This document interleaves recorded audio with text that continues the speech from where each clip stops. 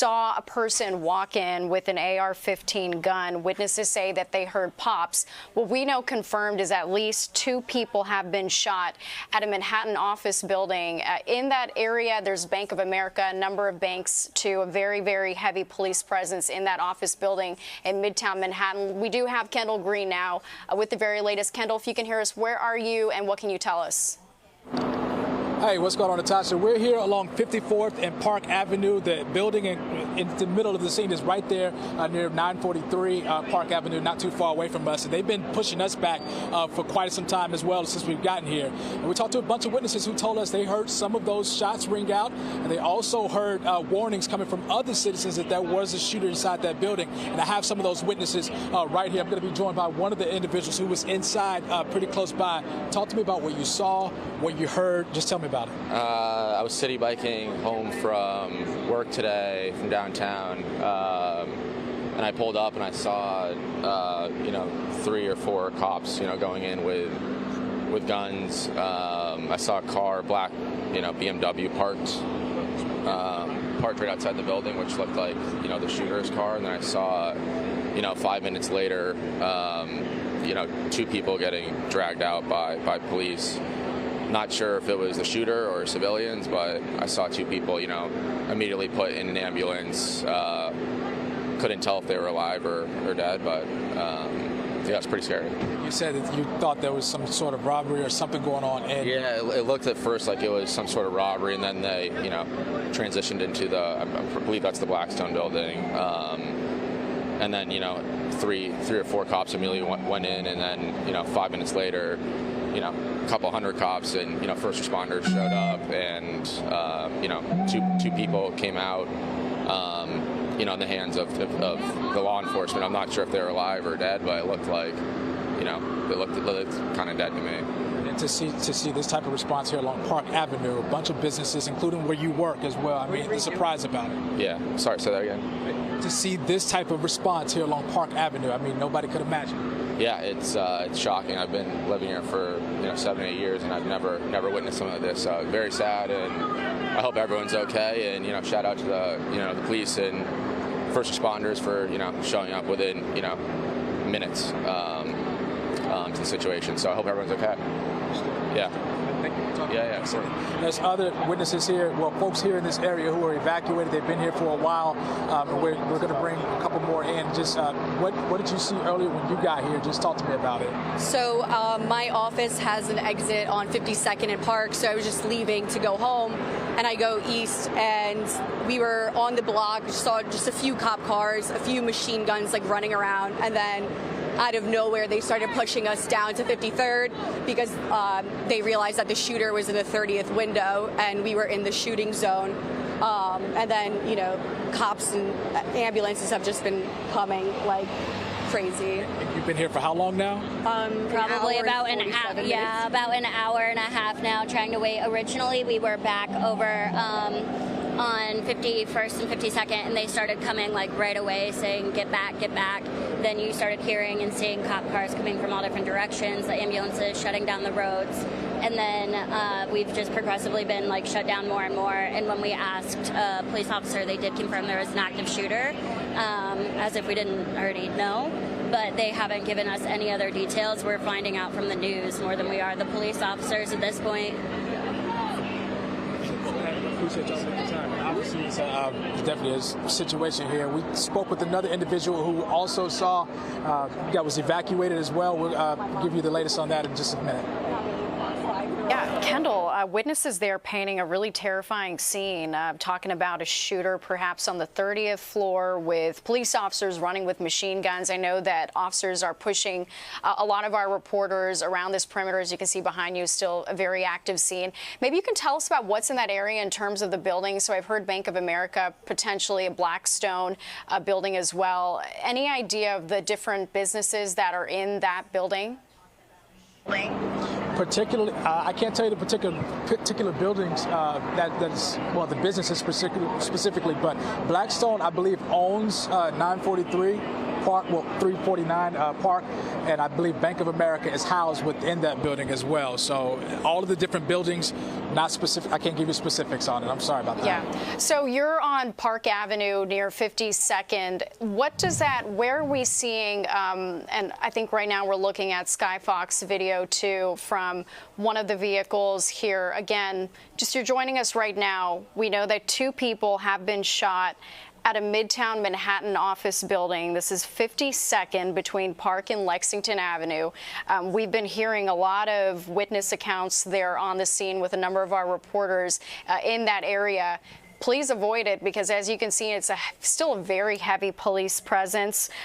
We've heard that people saying that they heard gunshots. They saw someone walking in with an AR-15 gun.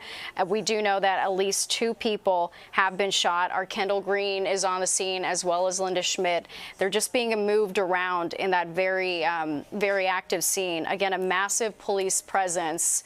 We're hearing a lot of information coming in, drips and drabs. At least 2 people, again, have been shot. This is out on 52nd and Park Avenue. Wondering if we can go to any of our reporters there on the scene and see if we can get a little bit more witness accounts. Okay, we don't have any reporters, but what we have been hearing is that it's been a very scary situation. Again, just to paint a picture of where this is.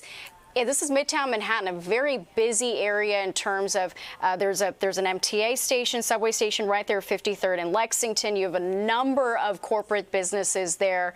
This all unfolding in the middle of rush hour and people getting out of their offices. So let's get back to Kendall Green, who is on the scene. Kendall, looks like you've got a witness there. Yeah, you were evacuated from the building right across the street. You were watching from a corner building when you saw everything unfolding. Talk to me about what happened, what you see. Well, I work across the street here at 399 Park, which is 2 blocks away from where the shooting occurred. And it was pretty scary from, a perspective of this is where we work every day, and there's an active shooter 2 blocks away. So, yeah, it was pretty scary for a solid 30, 40 minutes. And the amount of businesses that are on this strip, how many different businesses are right there where you are? There's hundreds of very high-end financial firms, hedge funds, law firms that were all working at 5, 6 p.m. When there was an active shooter on Park Avenue here. So a scary time for a lot of us. And when you guys were getting evacuated, they were telling you were in some type of zone or a shooting zone, or you were in danger. What did the authorities tell you then? Well, they were telling us not to evacuate. They were telling us to shelter in place and to get away from the windows because they didn't know where the shooter was. Okay, obviously it's a scary situation. Very scary, yes. Yeah. Well, he was there inside the building that was evacuated right across, and he was told to shelter in place because that active shooting was going on. So, yeah, definitely shaking up people here in this area, Natasha. Yeah. All right, Kendall, thank you so much. And look at this. We just got a picture in of the suspect. In his hand, looks like that is an AR-15, or at least an assault rifle. Very scary situation, as that man just described. Again, there are a lot of hedge funds, law firms, banks in that area on Park Avenue, Midtown Manhattan. And this is a picture now we're getting of that suspect. 2 people have been shot. That man that we just heard from was one of the men who was evacuated 2 blocks away from where this active shooter scene was all going down. He said that he was evacuated for 30 to 45 minutes. Also hearing some reports that people had to shelter in place. So while this is all unfolding, really towards the end of the workday for a lot of people in that area, and so many businesses in that one building too, high-end hedge funds, law firms, banks again. So quite an active scene, a lot of police in that area, understandably so. It's a very active scene, 52nd between Park and Lexington Avenue. Let's go back to Linda Schmidt, who, when we last checked in with her, she was being moved due to that active scene. So, Linda, any new updates of what you can share with us? I know you're with Matt Onimus right now, who, was walking by when he heard some of this scene unfold. That's right. He actually shot some of the video that you guys have probably been showing on the air and also streaming. We are located right now. We're at Lexington and 50th, where this happened, and they pushed us back. Where this happened is 1 block that way, 51st, and about halfway up the block, and it was one of the side entrances to the building. Now, Matt, who works with us, we've worked with each other for more than 20 years, he was on his way home from work, and so, Matt, I want you to describe, because not many people got to see what you got to see. Talk to me about it. Yeah, I was walking home, going to Grand Central to take the train home, and about 6:20, and all of a sudden I had headphones on, and all of a sudden just a rush of people were running past me, and more so than just a couple of people. So I took my headphones off and somebody said gunshots, shooting, and I turned back and I saw some people. It quieted down for a second, and some people were walking back towards 51st Street. So I started walking back to check it out. I saw officers with their guns drawn. I immediately called Fox 5 and talked to our news director and said there's something going on. And then I just got my phone out and I started shooting video of just the officers around the Bank of America building, about to go in, just hiding behind trees and the planters that were there. Right. And then they ended up going into the side entrance, and then a few minutes later, people started coming out. People that looked like they worked in the building running out, and then 4 officers came out, and they were carrying what looked like to me another officer that looked injured. That they were carrying him by arms and legs, and carrying him to an ambulance or to another police car. They were running, basically, with him. Yeah, and it went on for a while because the police had their guns drawn for a long time, and they kept. Nobody knew what to do, so people were just still milling about 51st Street. I did hear a few gunshots, and then officers started flooding the area and then pushing people back, and that's where we are right now. Is more than ambulance and officers just started coming into the area. And now you and I have seen, because one of our colleagues was able to get a picture of the suspect. There's 2 pictures of him, and he looks like a guy, it looks like he's about late 30s, early 40s. He's wearing dark sunglasses. He's got black curly hair. He looks to be like he's dressed like a hip guy, and he's wearing a blazer, a collared shirt that's either white or light blue, jeans and sneakers, and he is carrying what has been told to us is an AR-15. Carrying it like this. Now, I don't know if you can see, and now an AR-15 would go from like here on me up to about here. In broad daylight, walking down Park Avenue and going through an esplanade that is normally a very busy area at that time of night because people are on their way home from work. And you're in Midtown, lots of financial industries here along Park Avenue. Walking with purpose, and you can see the intenseness on his face. He was on his way to do something, and you get the same feel looking at those pictures. I mean, that area was wide open too. So walking with an AR-15 down Park Avenue, you wonder if he got out of a car right there or how far he was walking. It was a big, wide open area, and there's nobody else around him. And you can see from that security photo, it's just him. And it does look like an AR-15 rifle.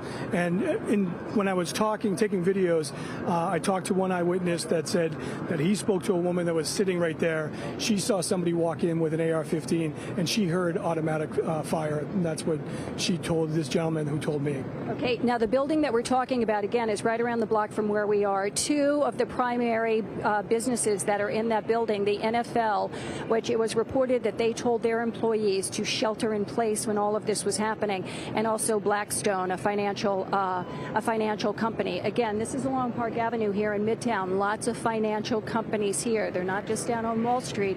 They are here as well. Nobody knows at this point who this person is, who the suspect is, but it is being reported that he killed himself on the 33rd floor. So he went in to do something. We don't know what floor that he did that on, but we are hearing that the moment that he entered the building that he started firing. That's what we are hearing. But again, so much of this information, this is breaking news, this just started happening around 10 after 6 tonight, so this information can change as the night progresses. What we do know is that there is a suspect, he has killed himself, and multiple people were shot. Now, I just want to take a look here real quickly. at what they were saying here with the Associated Press. Associated Press reporting at least 2 people. The AP is reporting at least 2 people, including a New York City police officer, have been shot in a Manhattan office building. That a person familiar with the matter tells the Associated Press. We don't know the conditions of any of these people at this particular time. But, you know, you come and go. This is your route that you take every day to work. So you're not really thinking. You got your earphones on, like so many people today, even on the subway, really not paying attention because it's just how we live our lives now. And then this happened. So, you know, tell me more about how you're feeling about it. I'll tell you, I won't wear the headphones where it kind of muffles the sound ever again, because you have to be alert when you're walking down the street, because you just don't know what's going to happen. And thank goodness I saw a rush of people, because who knows what could have happened if I was, you know, left work a little bit later and I was right there when the gunman was walking by. It seems that I was lucky enough that I walked past the area before the gunman came past me. So it's just luck on my part, but certainly with the headphones on, I wouldn't have known what's happening. All right, Matt, thanks so much. I appreciate it. Okay, Natasha, back to you. All right, Linda, just a terrifying ordeal unfolding there in Midtown Manhattan. We do want to let you know that NYPD Commissioner has said that this scene is contained. The shooter has been neutralized. We'll have to leave the special report there. Thank you so much for joining us.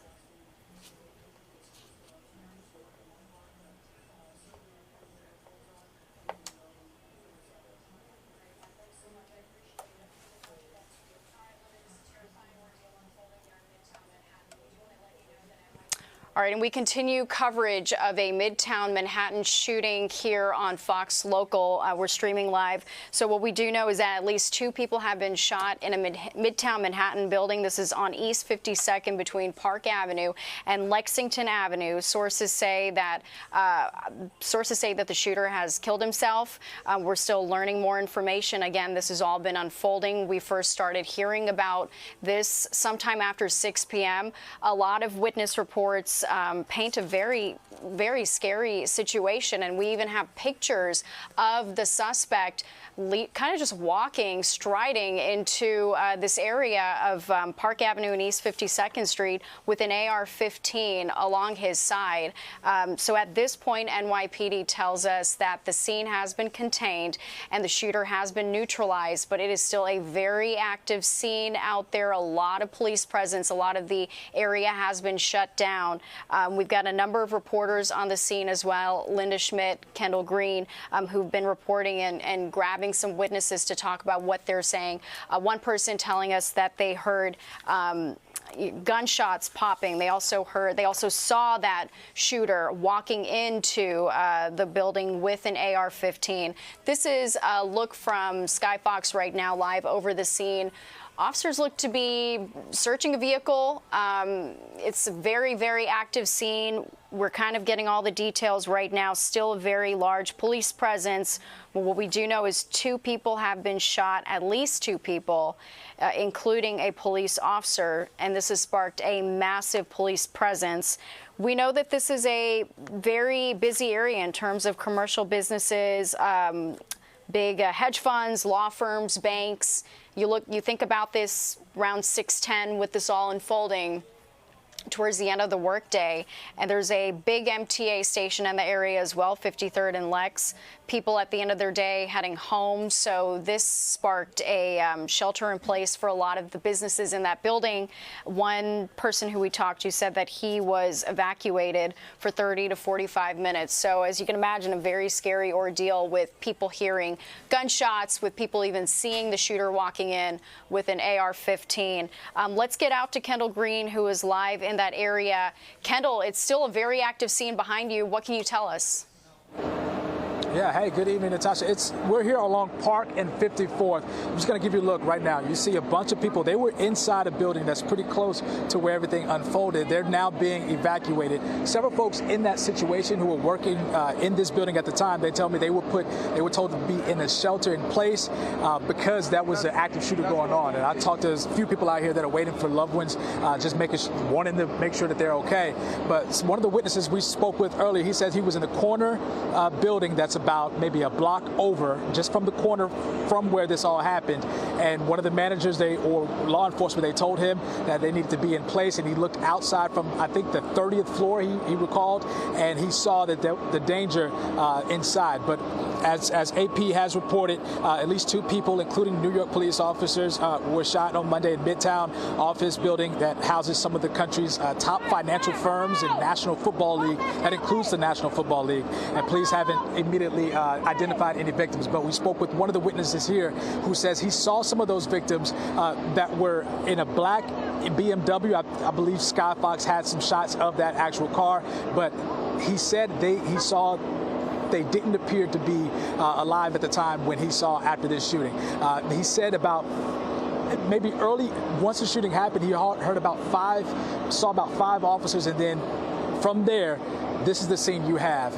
Dozens, I mean, you maybe even say hundreds are out here lining Park Avenue. And this is with a bunch of businesses, banks, firms, and like I said, including the NFL. And we spoke to some of those witnesses who just really honestly couldn't believe what they saw here, being this close to Park Avenue, here in Midtown, busy side of New York, police presence in this area, unlike anything they've ever seen before, Natasha. Yeah, Kendall, I just can't get over that picture that we're showing of that suspect. He just seems to be walking with such purpose, striding, and he looked like he was wearing a business suit with sunglasses, just walking into this very busy area. Look at that. And you can see the AR-15. It's just unbelievable, all those people around him, too.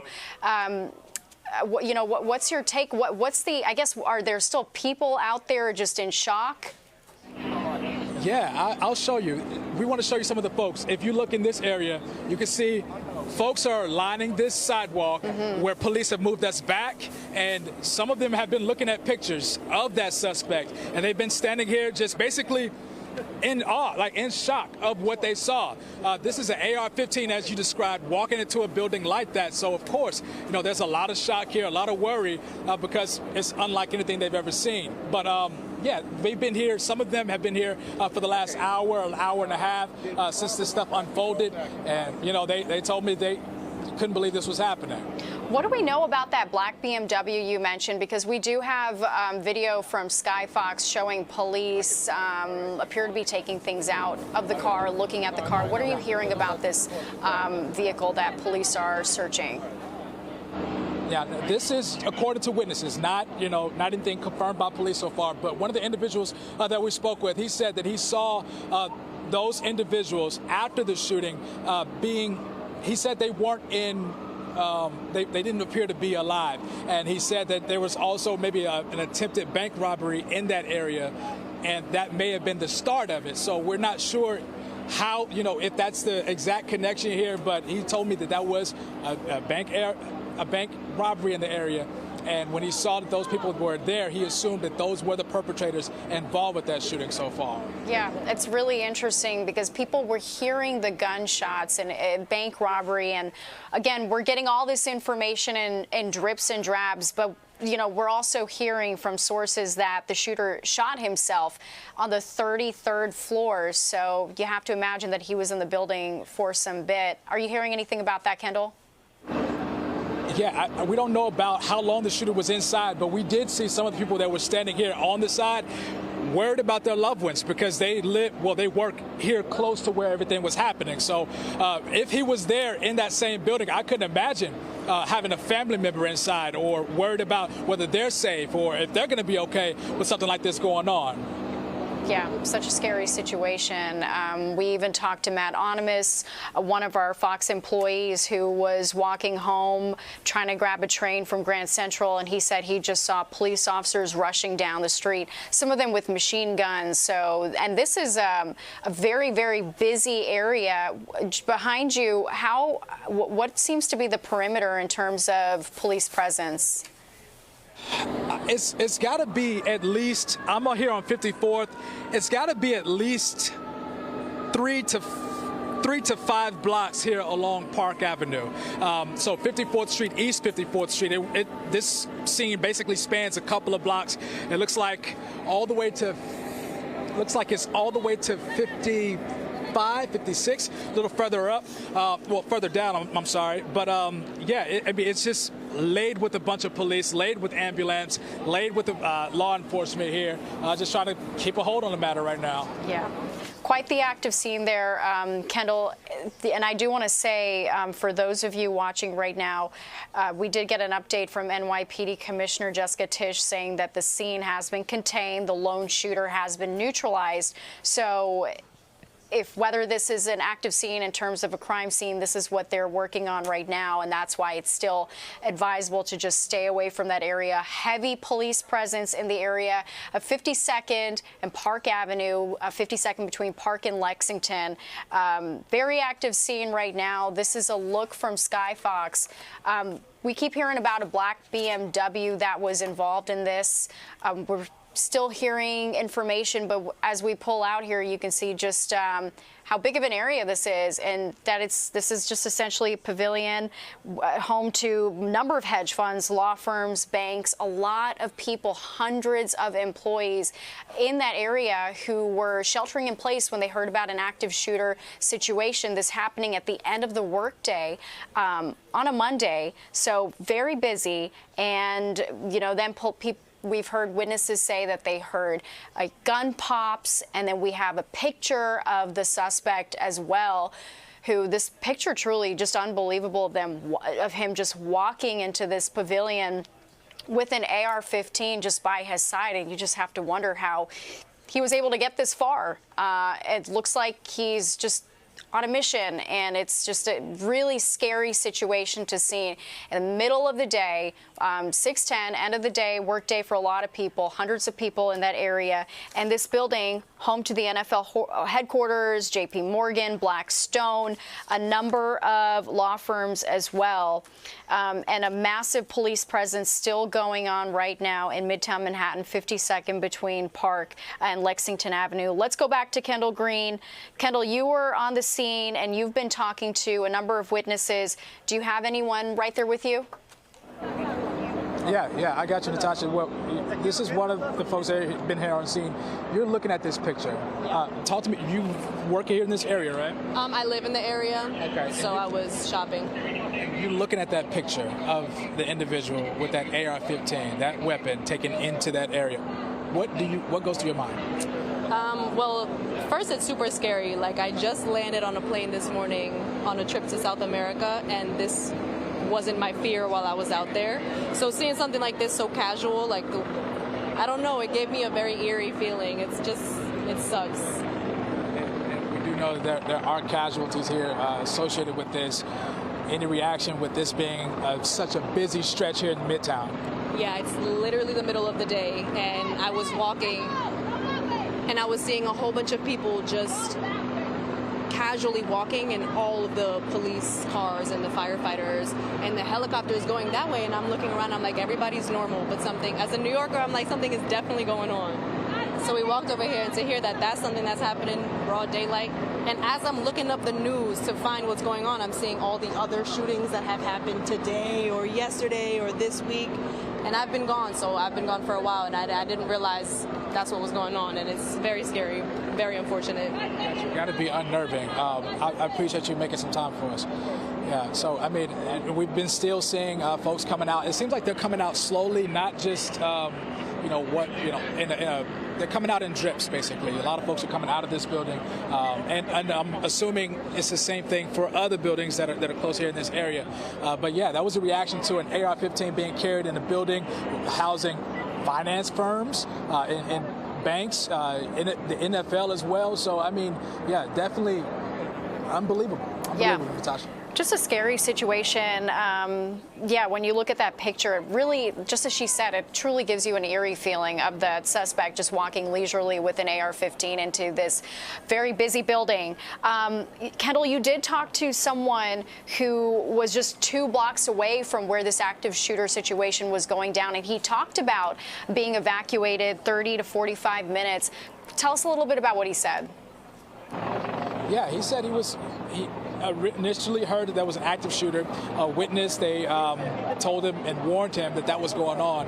And a couple of minutes later, they were having to shelter in place, and he says he was not too far from an area of danger, as he described it, where, I mean, I guess if there were to be an issue with how, bullets flying somewhere close to him, he didn't want to be hit. He didn't want to be struck. And they told him to stay in place, stay safe. And he did just that. But of course, out of just pure, he was worried about what was happening, telling me he was kind of frantic. And it caught him off guard. Of course, as everybody here out here. Yeah, this happening middle of broad daylight, middle of the day, as people are finishing up their workday. And we did see that witness when he talked to you, Kendall. He was still in his suit, backpack on. People, it's a very transient area. There's a big subway station there, a lot of food, restaurants. The woman you talked to was shopping. So this is a very busy area of Midtown Manhattan, 52nd and Park. And for a shooting like this to happen, it's scary.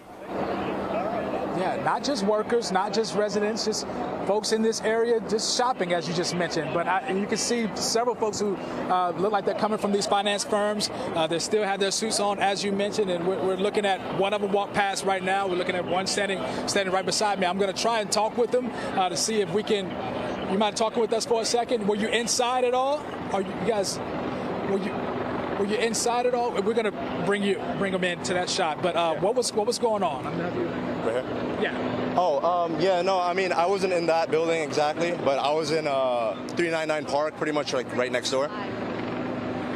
Yeah. What happened? Pretty much right next door, and all we could hear is something happened outside. Stay indoors. It's not safe to be out, and it was pretty crazy to hear it. So we just stayed put, and we got all our information from online as far as what happened. Like we heard someone walked in with a active gun. So yeah. And so what? Yeah. Just talk to them about what was going on. So he said he heard something with an active gun.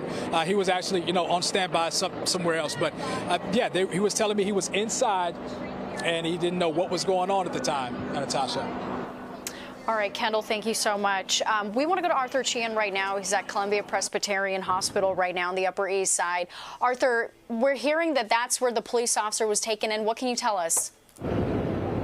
Yeah, first of all, it's New York Presbyterian Wild Medical Cornell Center. This is York Avenue that we're on and 68th Street. This is where we are told the officer was brought. We have some preliminary information from sources that the officer may have been on paid duty, which is technically off duty, but you'll see police officers in uniform in certain commercial places in the city as added security. B&H Photo being one of those places where they beef up their security by using NY police officers because they're trained, they're professional, and they use them there. Our understanding is that officer might have been stationed at a precinct in the Bronx, but was doing this paid duty down here. Now, the officer was right after the shooting brought over to this location. We've seen a number of police brass arrive here at the scene, including the head of the Police Benevolent Association, which is the union representing patrol officers. He walked in here maybe about in the last 10 minutes or so.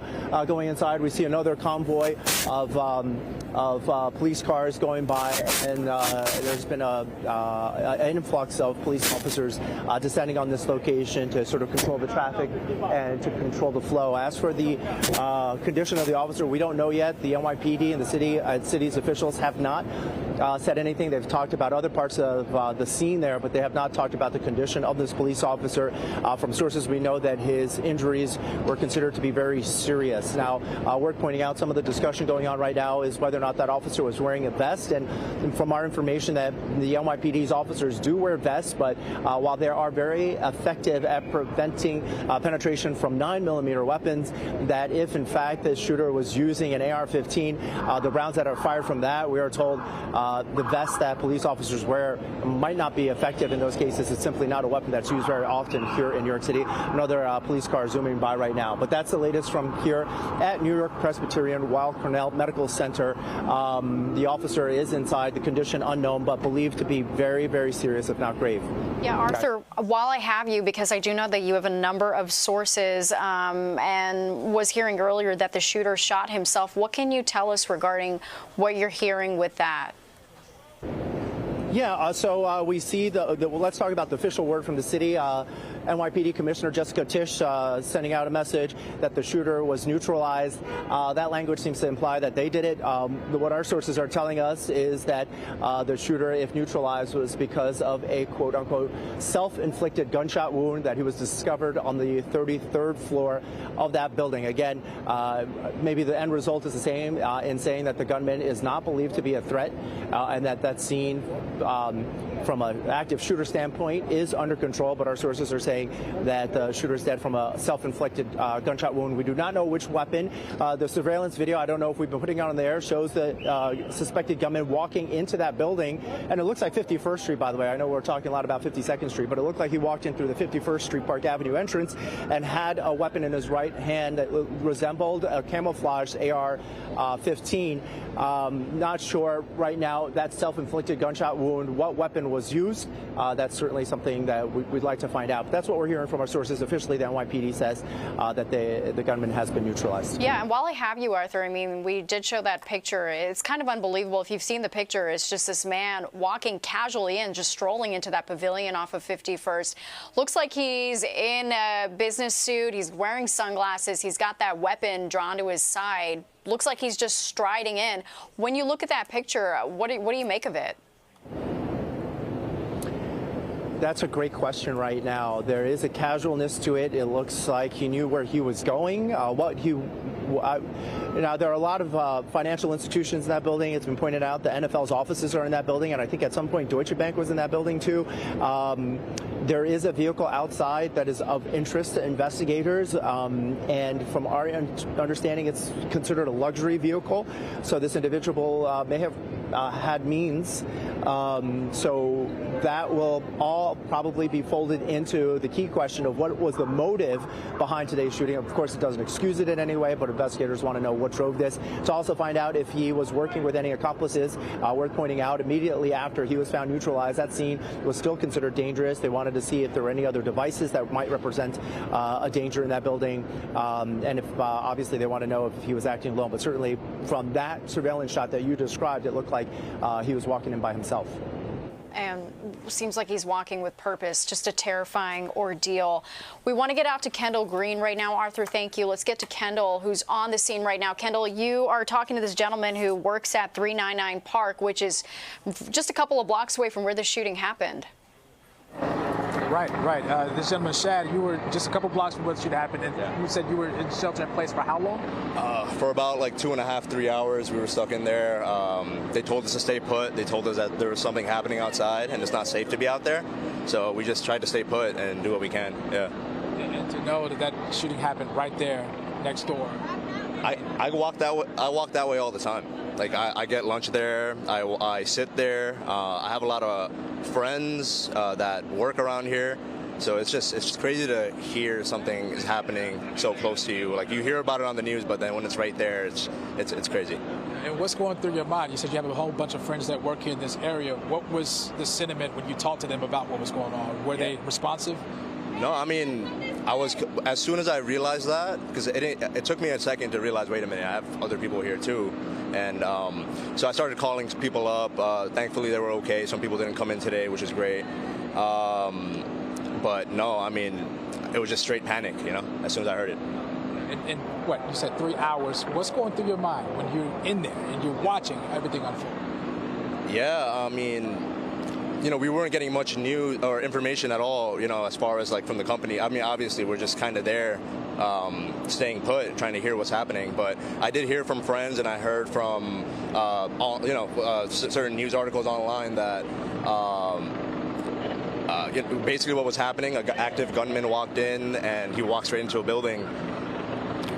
We weren't for sure, like we didn't know whether it was our building at first, so we were, it was straight panic right off the bat as far as just being concerned. But then once, even regardless, it was right next to us, so it was just really scary. And there's been images of that individual walking around with that weapon, with that assault rifle. Yeah, I saw that picture, yeah. And when you saw that, and you're seeing that that's just a door over. Yeah, no, I mean, those same steps, that same area, I walk through that all the time. So seeing that online and seeing that person with a gun walking right through it too, it just again, it just puts it into perspective. You don't know what's going to happen to you. You're not going to, like, you think it's not going to happen to you, and then it does, right? And then all this police response. Nothing like you would have expected, I'm sure, right outside of where you were. Yeah, no, you wouldn't. I would never expect that. Again, like, this is a regular thing, walking through here, to hear someone just walk right through with a gun. It's just, yeah, it puts things into perspective. You know, it's you got to be safe. You got to stay safe out there. Thank you for making time. This is just one of several folks who were in a shelter in place, shed there, and yeah, a lot of folks, they just tell me that, you know, they couldn't. It took a while for it to sink in what was going on, and then when they got the details of what was going on, as they got them slowly, similar to how we did, then it started to sink in, and they knew it was a really serious situation. Shad there, similar to other witnesses, that similar one we told you about, who was watching things unfold from the top. He showed me some of the video of it, and it looked like that black BMW in question in the middle of it, that was connected to everything that was going on. That's the latest here in Midtown so far, Natasha. All right, Kendall, thank you so much. Yeah, if you're just joining us, a really scary situation out in Midtown Manhattan. At least 2 people have been shot by a gunman who we do have pictures of, just seen casually walking in with a weapon by his side. We're hearing reports that it was an AR-15. This is all happening at 51st and Park Avenue, that entrance there. A number of major businesses in the building where the shooting took place, the NFL headquarters, JP Morgan, Blackstone. So a lot of hedge funds, law firms, like a lot of financial institutions in that area. This unfolding around 6:10 p.m., you know, end of the workday. A lot of people going home. It's a very transient area. There's a subway station, 53rd and Lex nearby. And look at this video. I mean, you can see police running to that building where the shooting happened with their guns drawn.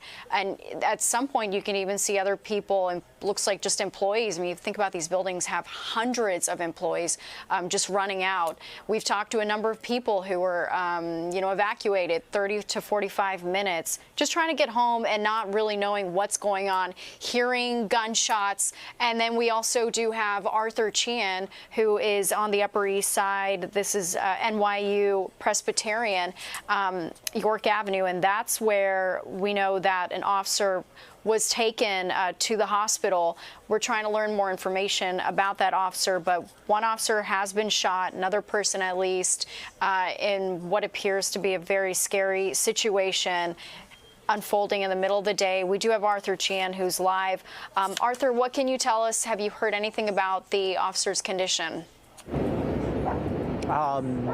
We have heard some things, mainly that our police sources tell us that he was brought here after the shooting. It was being treated. We do not know the specific nature of his injuries that we can share. One source said it was that the officer was in very bad shape, possibly with a gunshot wound to the chest, if not more. That has yet to be confirmed by the NYPD. As for the scene here, police officials continue to arrive. As we said, at this point, it was about 15 minutes ago that the president of the PBA, which is the Police Benevolent Association, arrived here at the scene. And that is the union that represents patrolmen, which we are told from sources that this officer is. We're told this officer might have his regular duty in the Bronx at a precinct up there, but was serving in a paid capacity as additional security at that building because, as you pointed out, there are some very important financial institutions and other organizations that are in that building. Right now, police continue to arrive here. You're going to see some people come around the corner over here. It is very tense out here, which does not bode well for how things are probably going on upstairs. There's no sense that anybody's relaxed or relieved. Quite the opposite at this point. And that, that continues to be the scene here, if that answers your question.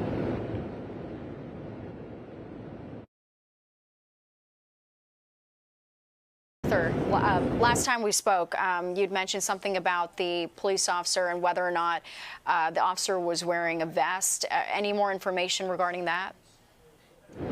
Yeah, interesting you bring that up. We have had further conversations about it. NYPD officers generally do wear bulletproof vests, which our understanding are very effective in stopping gunfire from 9mm weapons, which is a lot of what we see here in the city.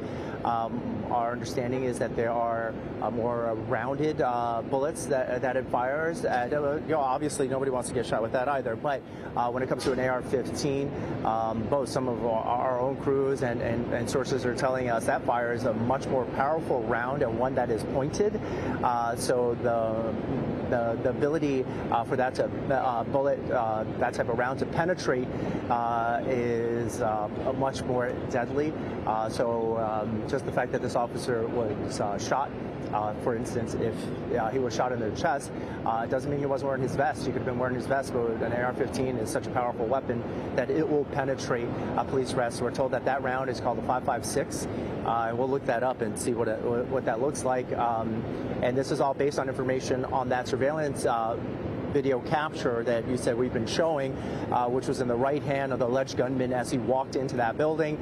It looked like a type of dark brown camouflage that was on it. But our law enforcement sources tell us it looks pretty clear to them that that's an AR-15. And Arthur, the scene has been contained. The suspect has been neutralized. Sources are telling us that the suspect shot himself. What more information can you tell us about that? Right. We can tell you that the suspect was found on the 33rd floor. We should also share that the official police word on it, because we have to share the official information, comes from the NYPD's Commissioner Jessica Tisch, who says that the suspect has been neutralized. If that implies somebody else did it, we want to point out that our sources are telling us that he is dead from a self-inflicted gunshot wound. Again, we don't know which weapon he used. Putting an AR-15 at oneself would be somewhat unusual. But our photojournalist, Pete Zanante, just showing me the difference between a 9mm ammunition and that of a 5.56 round of an AR-15, and it is exactly as it's been described to us. 9mm are rounded bullets, and AR-15s look like little pointed missiles. So for police officers who are used to guarding us, keeping us safe in urban environments, that's not the weapon that they're usually up against. So it was pretty unfair advantage on this gunman's part, aside from the surprise also. Yeah, and we are also just piecing together stories that we're hearing from eyewitnesses. Arthur, we heard people say that they heard gunshots being fired. We heard that, that there could have been a potential bank robbery, and then hearing that the suspect made it up to 33rd floor before shooting himself. Are you hearing anything about, I know that we're speculating and we're putting together information based on eyewitness reports, but are you hearing anything from sources on what exactly transpired? We are hearing that multiple people were shot. That includes the police officer. We have it on pretty good authority that the police officer is here at New York Presbyterian Weill Cornell Medical Center. Here on the Upper East Side, we also are hearing that multiple individuals who were shot at the scene were brought to Bellevue Hospital, which is a couple miles south of here. As for the motive, that is really unknown at this point. All we know is that he showed up in that luxury car. I heard my colleague Kendall Green point out it is a black BMW that matches with what's been described to us as well. But for him to walk in, unfortunately, bank robberies in New York City are fairly commonplace. A lot of times people walk up and hand the teller a note and says, I have a gun, give me all the cash that's there. Unfortunately, it is something that banks, commercial banks, which is on the ground floor of that building, if I recall correctly, are accustomed to dealing with. We don't hear about people walking into banks with an AR-15. So if that in fact did happen, that's something that we haven't heard just yet.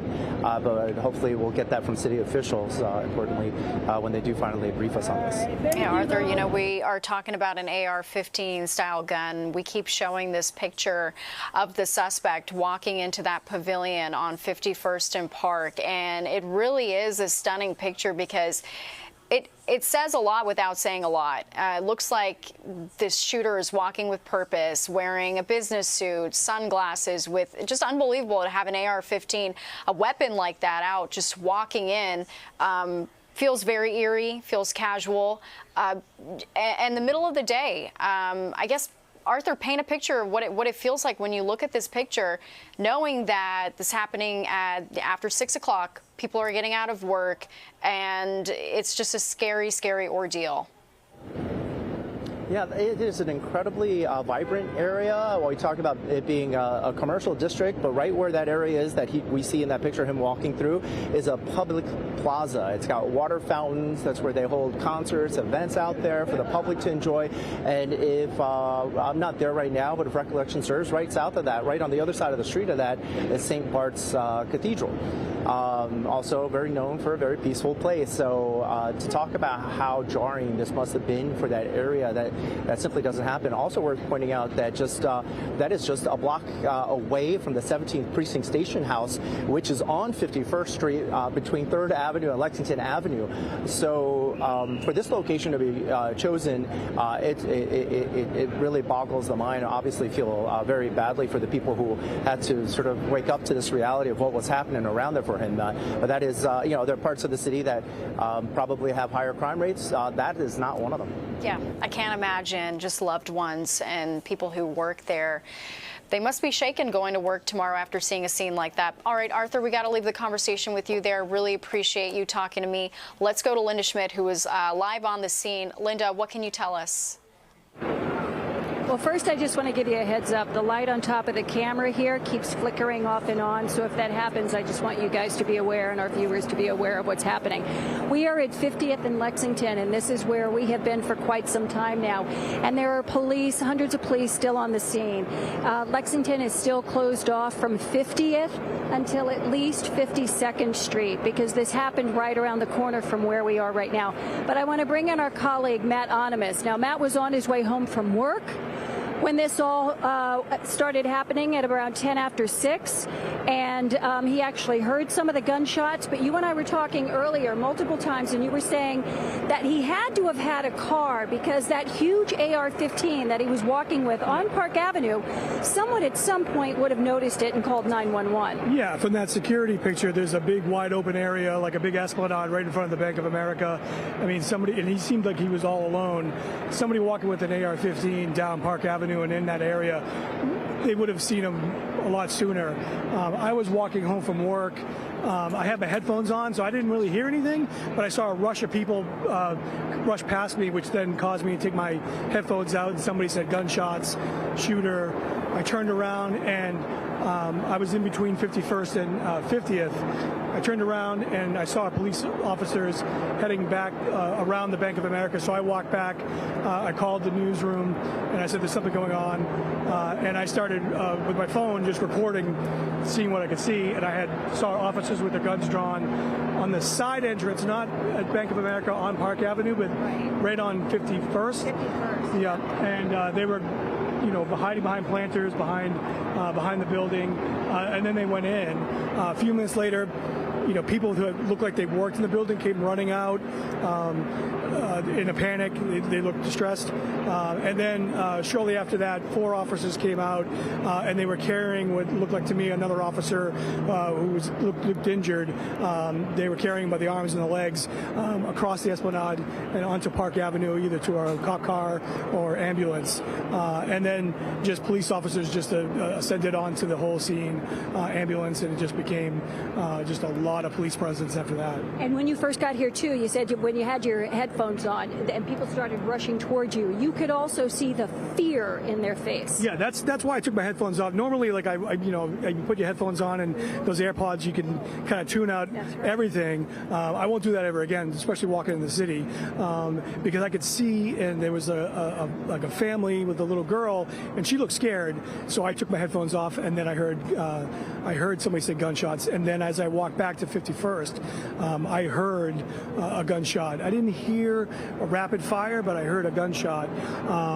And later, when I was walking around and kind of filming with my iPhone, I talked to somebody who said that a woman who was sitting at the church there saw someone walking with an AR-15 and then heard automatic gunfire. Right. And when we first got here, we got on the scene here, I guess it was around 6:30, Gus. Was it about that time?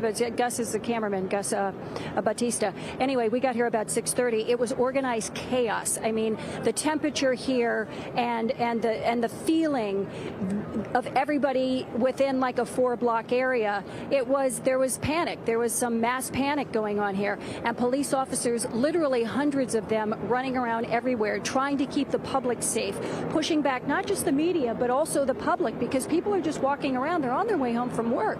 Some of these people shopping, tourists in the area, and you have no idea. Sometimes you just stumble onto this. You could be 2 or 3 blocks away and have no idea that anything like this is going on, and then suddenly you stumble onto this chaos that's happening. Now, the FBI is on the scene here, state police, excuse me, the NYPD, Attorney General Pam Bondi said that the DOJ, the FBI, working here with local authorities with this investigation now tonight, and this scene is not going to be cleared up for at least hours. Now, one thing I can say, and I think you probably agree with me, that things are much calmer here now. Because everybody knows that the shooter has been neutralized. So there is a totally different feeling right now. Don't you agree? Yes, absolutely. But also, too, there was a feeling of like people couldn't really believe what was going on. So people didn't just, initially people ran when they heard gunfire and ran past me, which caused my attention. But then some people were kind of loitering around, not believing what was going on, maybe. Even though we saw officers with their guns drawn, there were still people kind of hanging around 51st Street. And then once time went on and more officers came, they started pushing people back to get out of the way and make room for other vehicles and SWAT team and things like that. See, and the thing, too, you're talking about other people not really realizing what's going on and then having to be pushed back.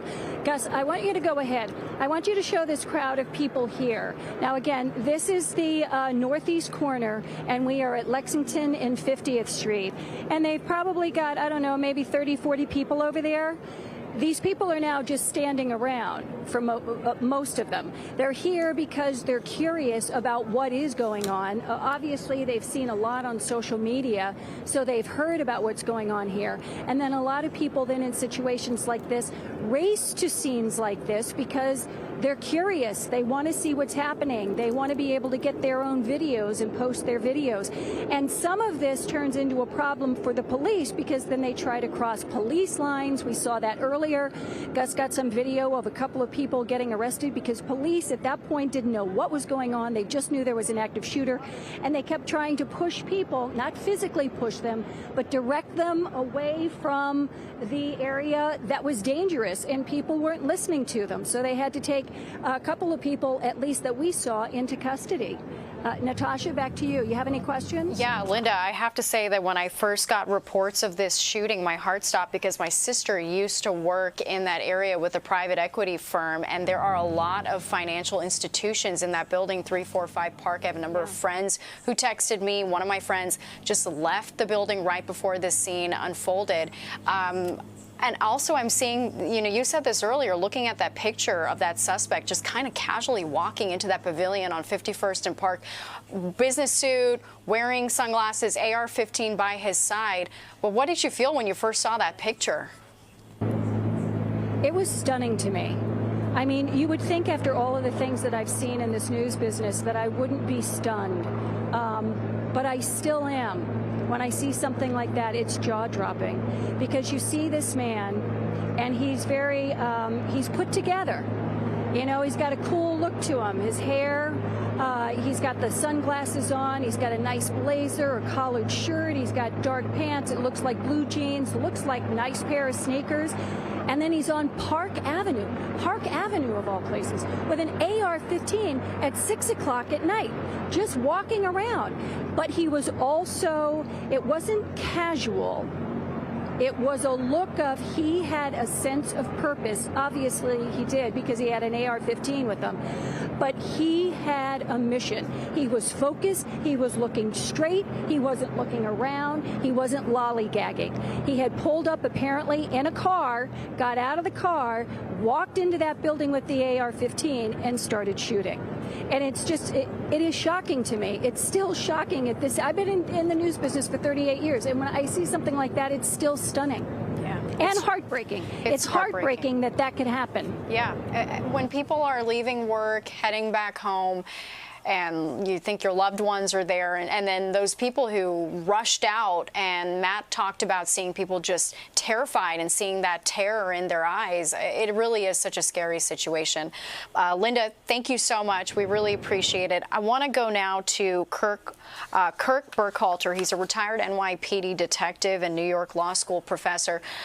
Kirk, thank you so much for joining us. What's your reaction to what unfolded tonight in Midtown Manhattan?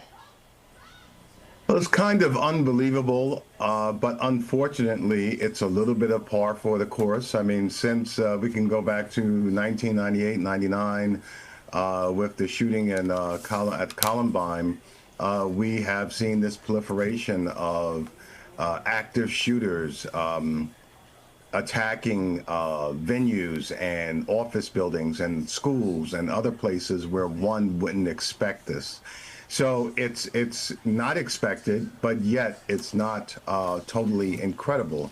As you just reported, him walking with that, what appears to be a replica assault rifle in Midtown Manhattan, is just unbelievable. Now, as a native New Yorker, see people walk around Manhattan with all types of just bizarre things. But it's amazing he could walk past so many folks and no one could actually be alerted and gain access to a building and so forth. So it's just rather incredible. Yeah, it's a really scary situation as people are getting out of work, heading home. We show that picture of the suspect, and he's wearing sunglasses, he's got a suit on, jeans, nice shoes. Looks like he's walking with purpose and with a mission. And with that AR-15, that assault weapon right next to him, just holding it down. You know, as a retired detective, what are things now that the NYPD is doing to figure out a motive? Sure. Well, the NYPD is at some point in the near future will wind down its initial response once they determine, you know, there are no devices, there is no one injured that they have yet to locate and so forth. And the next phase will be this investigative phase of, as you mentioned, determining a motive. And also, we don't know yet if there are any other persons in any way, shape, or form involved whereby they may incur criminal liability. So we saw this, for instance, with Luigi, the shooting that Luigi Mangione allegedly committed. I think one of the main things we'll see the police department do is scrubbing video from all over that particular area. That's a really active area of Manhattan, and there are a lot of video cameras, private security cameras, private video cameras, public video cameras, and the police department, as we learned, has an entire unit. So that's one of the first things they will do. The shooter has also been tentatively identified. So what the police department will attempt to confirm that identification through fingerprints or other types of forensic data. And you know, initial reports is that the shooter is from Las Vegas, Nevada. So they will immediately, if that is the case, immediately engage with the law enforcement authorities in Las Vegas and try to track down this person, where they lived and so forth, and try to determine any motivation. And obviously the final step, or not final step, but a major step will be a really deep dive into any social media footprint that this shooter may have. Do you think, in terms of the motive, just any speculation of it being this building, 345 Park, has so many financial institutions in it, hedge funds, banks, law firms, Blackstone is there, NFL headquarters, so finance heavy in that area. Is it anything motive related to do with that? And also it being one block from the 17th precinct, so it appeared that police response was very fast. Well, that's a distinctive possibility. I mean, I would go as far as to say quite often what we see in these cases is the shooter in some way, shape, or form felt aggrieved, either personally or on behalf of another person or persons.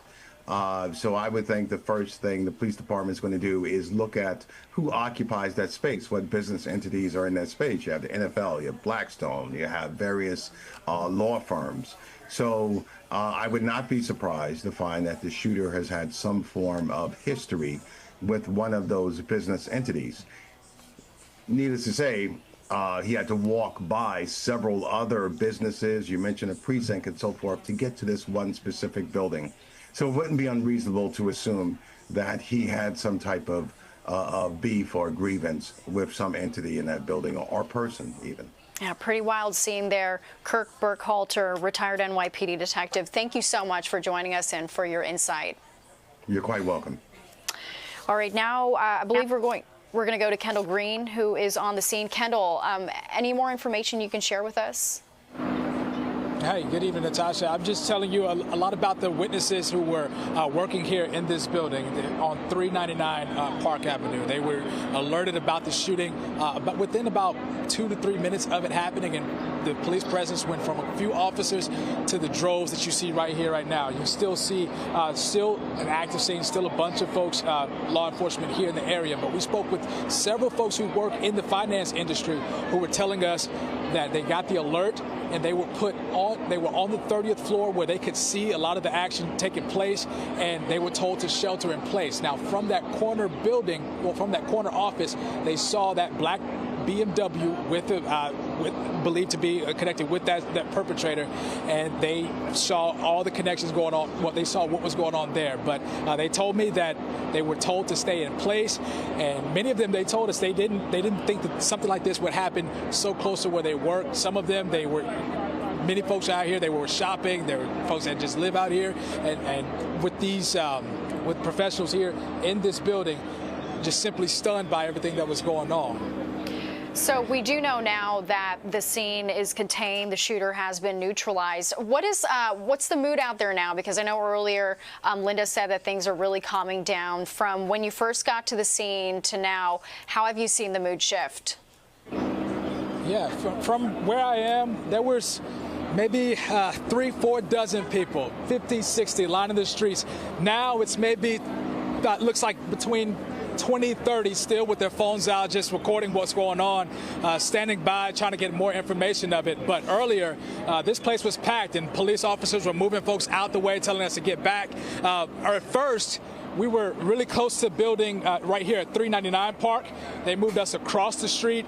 We were here for a while, and since then, this, as you said, has died down quite a bit. But still, a lot of folks out here. Yeah, and still heavy police presence there. How far are you from where that BMW is located? Just trying to get an idea of, how maybe they've been, detectives have been investigating this, or where exactly the scene is centering. Well, I'm here at 54th Street. This took place about a block away from where I'm standing. If you see a bunch of the officers. If you were to cut past one of the NYPD officers, that vehicle there, you can see that's where everything is located. So Park Avenue is right here to my left, and then further down is where that scene is. That center of the scene is. Yeah. Quite a massive scene out there, because we know Linda is down near the 51st area too, and has been moved a few times as they look to kind of have this perimeter filled with police. All right, Kendall Green, thank you very much. If you are joining us right now, we do want to let you know that there was a shooting in Midtown Manhattan in a very busy office building there. At least 2 people have been shot. One person was the officer. Are we going to Arthur Chian now? Okay, and this is all happening at 51st between Park and Lexington Avenue, but truly that entire area has been affected with heavy police activity. There is a black BMW that is being searched right now just to figure out, what's going on and where the scene, what had happened with the shooter. We want to go to Arthur Chian right now. He is live from NYU Presbyterian on the Upper East Side. This is where that officer who was shot has been taken to. Arthur, what can you tell us? We can tell you that police brass continue to arrive right now. I'm looking at a car with lights and sirens, and we've seen members of the police department that we recognize arriving here. Let's see if this pulls in behind us here.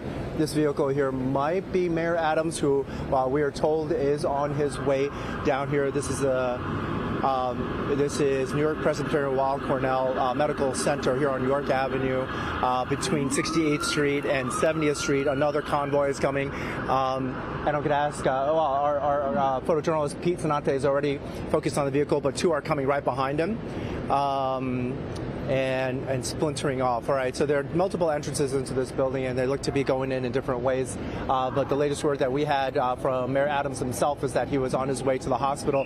We're told that some of those shot were brought to Bellevue Hospital, which is a couple miles south of here, and then that the officer who was shot is here. What we have learned since, Natasha, last time we spoke is that confirmed that this officer was on paid detail and is generally stationed to the 47th Precinct Station House, which is in the borough of the Bronx. Paid detail is a paid assignment that officers are allowed to work at if it has prior approval. And a lot of businesses, whether they be commercial buildings or commercial businesses that want to beef up their security, often pay for an additional uniformed police officer to be present to make things safer. One of the things that we've also learned, Natasha, since last speaking to you, we've heard from multiple sources that this officer is a relatively young member of the NYPD and has about 4 years on the job. In terms of his condition, we do not have official word from the city yet, and we are waiting for that. But our sources told us that his condition was considered to be very serious, if not grave, as he arrived here at this hospital. We are seeing from the posture of police arriving here at the scene, and there's another one coming around, that this is a very tense scene. A lot of times when an officer's been shot, they immediately try to set up something to brief the media on what happened, and thus far right now we do not see that being set up. And if it's of interest to you, Natasha, we're learning some about the vehicle that's being searched that my colleague Kendall Green has been describing, a black BMW. Our sources tell us there might have been prescription medication in that vehicle. Our source also tells us that there were bags of additional ammunition, additional rounds in a box, in Ziploc bags, and then contained in a box that was also found in that vehicle. Of course, they are looking to confirm that that was the vehicle that belonged to the gunman, and that's all part of that investigation right now. Natasha? That's really important information that you're sharing. Also, the fact that this weapon, AR-15, and perhaps this officer, we don't know if they were wearing a vest. And like you said earlier when we talked to you, just really an unfair advantage. Talk to us a little bit about the AR-15 and what we're hearing about the weapon that was used. Right. By all assumptions right now is that the officer was wearing a bulletproof vest. The information that we're getting is that the bulletproof vest that NYPD officers wear is very effective, but mainly effective in urban environments where weapons like 9mm are used. As I say this, there's yet another official New York City law enforcement vehicle going by us here. And those rounds tend to be smaller, than tend to be rounded. They're very deadly, but we're told that when it comes to AR-15s, the exit velocity of that weapon is much higher, and the bullets are longer and come to a sharp end in the front, and they tend to penetrate things like vests far more effectively. The talk amongst law enforcement officials that we're sources that we're talking to is that a bulletproof vest might stop as many as 2 or 3 9mm bullets, but when up against an assault weapon, it's just not meant to. It's not meant to do that. There's no way to prepare for this. We want to see what it is that's happening over here right now as more police vehicles continue to show up here. But yeah, that's a point that's been raised. This officer may have taken every precaution that he was supposed to, and by all assumptions he did, but in a surprise situation and against that kind of weapon, unsure. But also important to know that it's possible that looking at the rounds that were in the vehicle, that perhaps this gunman had more than one weapon on him. In addition to the AR-15, he might have also had a handgun. That's something that investigators are looking into right now. Yeah. Really sad situation there, and a very tense situation that Arthur is describing right now. Arthur, thank you so much for joining us. Right now we want to go to Mike Alcazar. He's a former NYPD detective, John Jay professor. Mike, I've talked to you on air, breaking news, a number of issues. We just heard from Arthur that the officer was on paid detail, paid assignment where you get prior approval. A young member of the NYPD, 4 years on the job. It's just a sad situation. What do you make about what happened in Midtown Manhattan today? Yeah, it's a tragic situation. We have this individual armed to the hilt, armed with a weapon that, like Arthur covered, that our vests will not protect us from. And this police officer, if he only has his sidearm, he's not really equipped to handle a situation like this. So a heroic effort on that police officer to, potentially stop this perpetrator. So, he had to think fast. Hopefully we're wishing for the best for his, his recovery. Again, a very scary situation for everybody in Midtown Manhattan during this shooting spree. Just, so scary. Number of hedge funds in that area, banks, law firms, all of this unfolding just after 6 o'clock. People are finishing up their shift.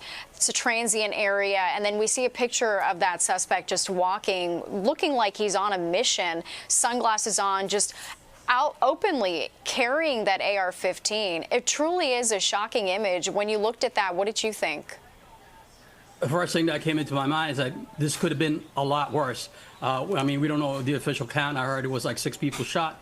But, it's a very dense population in Midtown over there. And this could have been a really bad shooting. I think now comes time to check what that motive was, as detectives are trying to piece together the story of why this man decided to do what he did. Take us through the process of that and what NYPD, FBI might be doing at this time.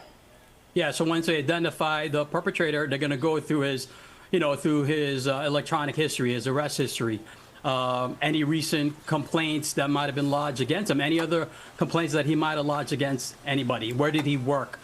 Did he work in this building?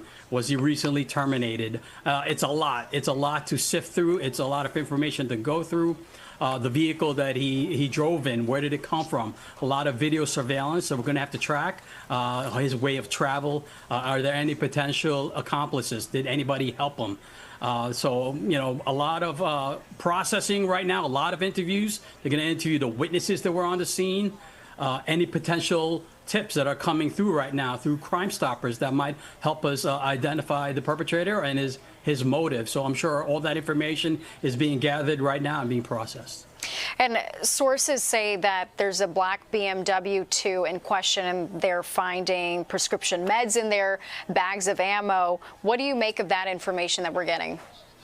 Well, again, if they identify the vehicle does in fact belong to him, we're going to check any kind of history, talk to family members, friends that might identify, is he mentally ill?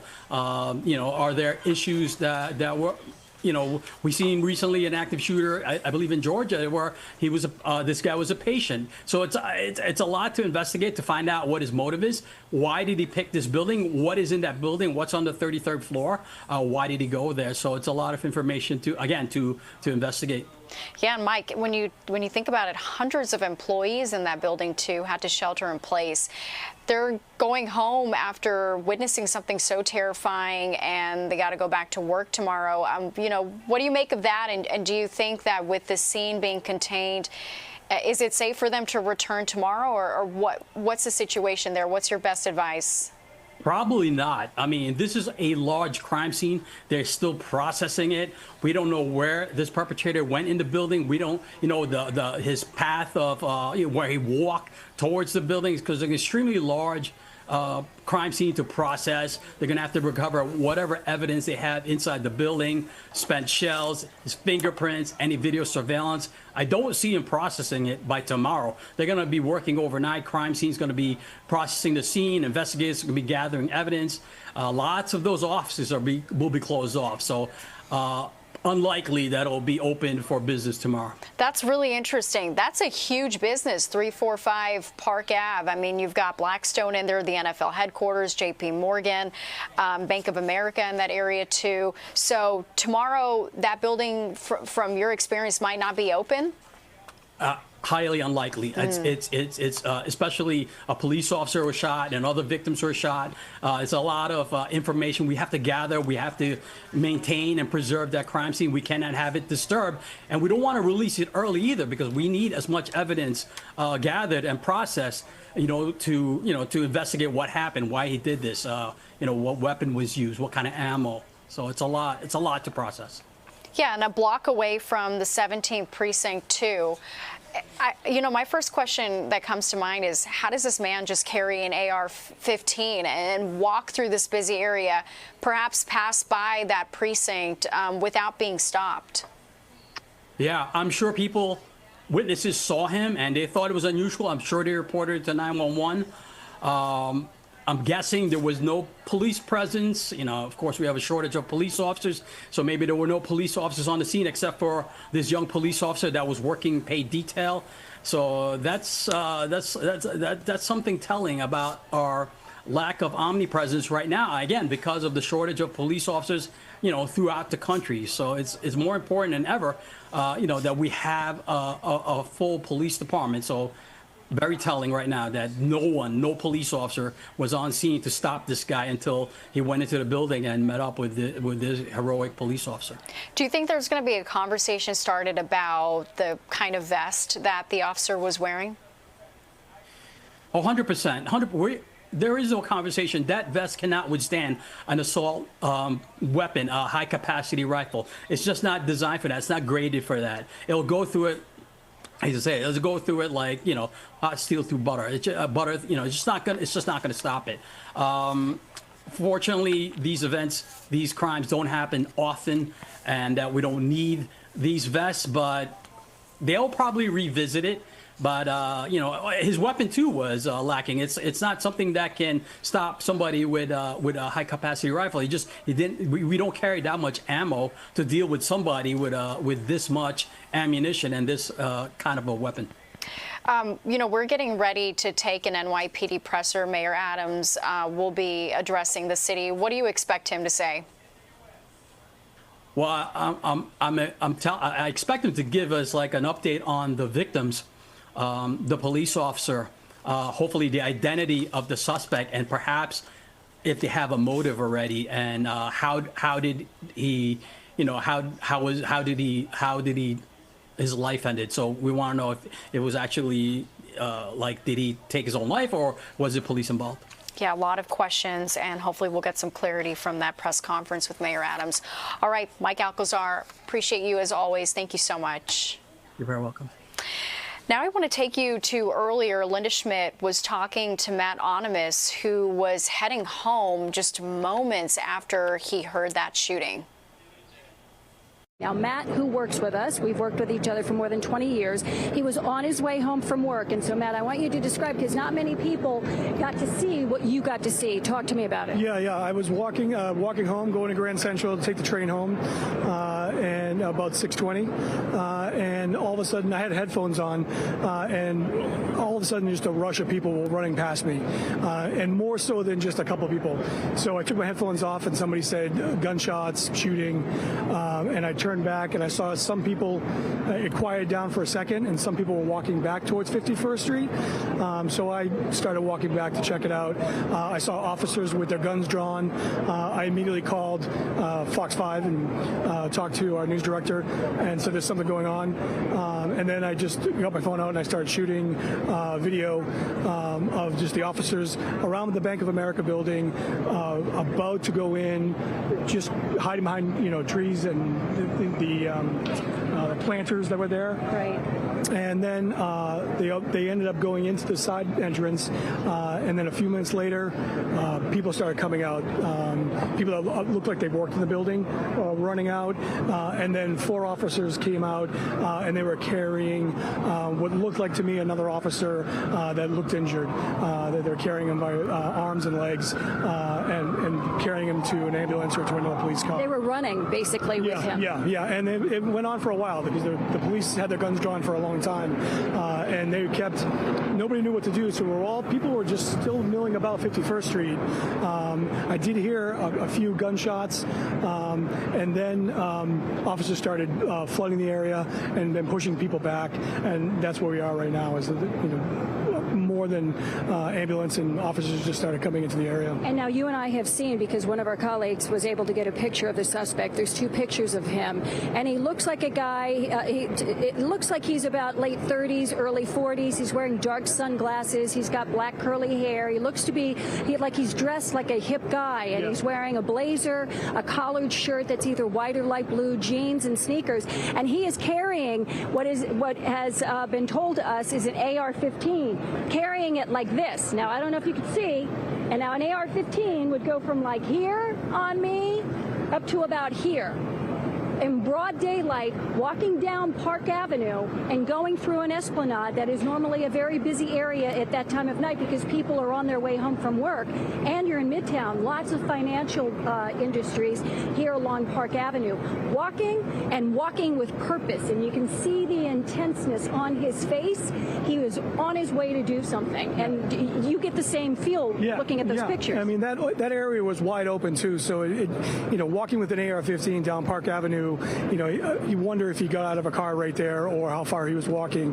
It was a big, wide open area, and there's nobody else around him. And you can see from that security photo, it's just him. And it does look like an AR-15 rifle. And when I was taking videos, I talked to one eyewitness that said that he spoke to a woman that was sitting right there. She saw somebody walk in with an AR-15, and she heard automatic fire. And that's what she told this gentleman who told me. And if you're joining us now, I'm Duarte Geraldino taking over for Natasha right now. We have a developing story. There was a shooter in Midtown Manhattan just after 6:30 p.m. Monday. A man with a rifle and a bulletproof vest, he was wearing a bulletproof vest at the time, walked into the lobby of 345 Park Avenue and opened fire. This is the major office tower that houses companies, some of the biggest names in finance right now. We're talking about Blackstone, KPMG, and of course the NFL. This was a developing story where a lot of locations went on lockdown. 3 people were shot. A police officer working private security and 2 civilians. They were shot. The officer is expected to survive. One of the civilians is in critical condition right now. Now, after the shooting, the gunman, we're told, ran upstairs and barricaded himself on one of the upper floors. A short time later, he was found dead from a self-inflicted gunshot wound. Now, police and the FBI, they responded very, very quickly, and the FBI actually helped with this investigation. By around 8 p.m., the building was secure. Hundreds of people in that area, and this is a densely populated area, had to shelter in place during this lockdown. And city officials, including Mayor Eric Adams and Governor Kathy Hochul, they asked the public to stay away from East 52nd Street while this investigation was continuing. And right now, there's no ongoing threat, but a lot of people are just shaken because of the risks of mass shootings and the idea of this guy walking in to a major financial building and opening fire, just shooting people in the lobby. It's almost unbelievable, but it happened. It's shocking. And then the ease with which he was able to walk in there and then somehow get up to some of the upper floors. And right now, again, there's no ongoing threat, but the shooter's identity and motive, well, that's still being investigated. And we have a lot of coverage. We've been on this for hours right now, where we are trying to piece together the elements to this story. What happened? Why was he there? What did he want? Did he actually have a connection to that building? And how long, if at all, this was being planned? Once again, just after 6:30 p.m., a man with a rifle and a bulletproof vest, so there was some sort of planning involved, walked into the lobby of 345 Park Avenue and just opened fire. Just open fire. This is, again, a major office tower with some of the biggest names in finance. 3 people were shot. A police officer working private security and 2 civilians. We understand that this police officer who was working private security, he was there trying to earn extra money. So he wasn't there on an official New York City job, but he was actually getting paid extra money to work security to keep the people in this building safe, and he was shot. Now, after the shooting, the gunman runs upstairs. It was a frantic situation, and barricaded himself on one of the upper floors. A short time later, he was found dead with a self-inflicted gunshot wound. Again, we're still trying to find out what the motive is. What was he trying to accomplish? Was this always going to be some sort of suicide mission? These are the big questions that investigators are trying to piece together.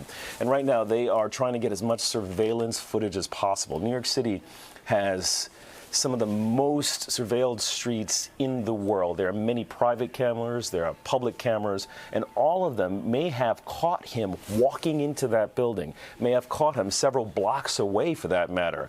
Where did he take out that weapon?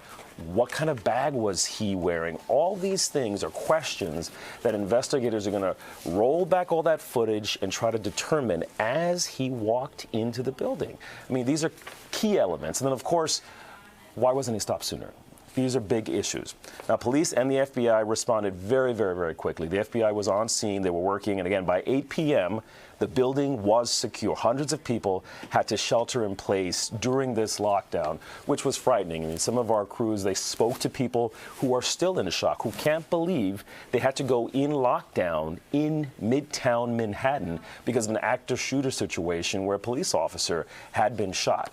There's a whole lot of questions tonight, and we're going to bring you a lot of coverage where we're going to have experts who are going to be talking about the elements of this investigation and what can be done to prevent a situation like this. We always talk about lockdowns. We always talk about preparation. But to see it actually happen again at this level in a building like this, that's raising eyebrows tonight. That is raising some big eyebrows tonight. Now, city officials and the mayor, Eric Adams, they're still working right now, and the governor, Kathy Hochul, they've asked the public to stay away because they're still gathering evidence and doing some interviews.